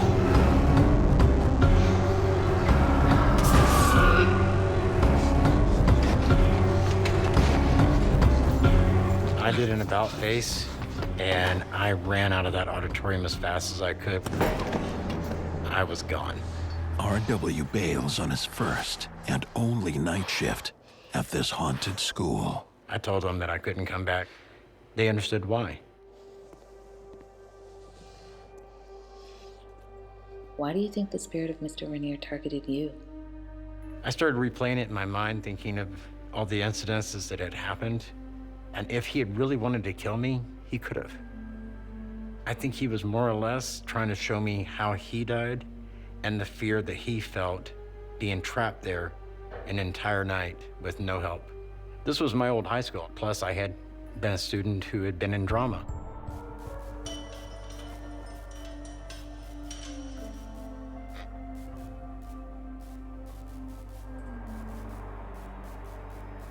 And what happened to your skepticism? After that, I became a believer. And I believe in the paranormal. There is something out there that we can't explain.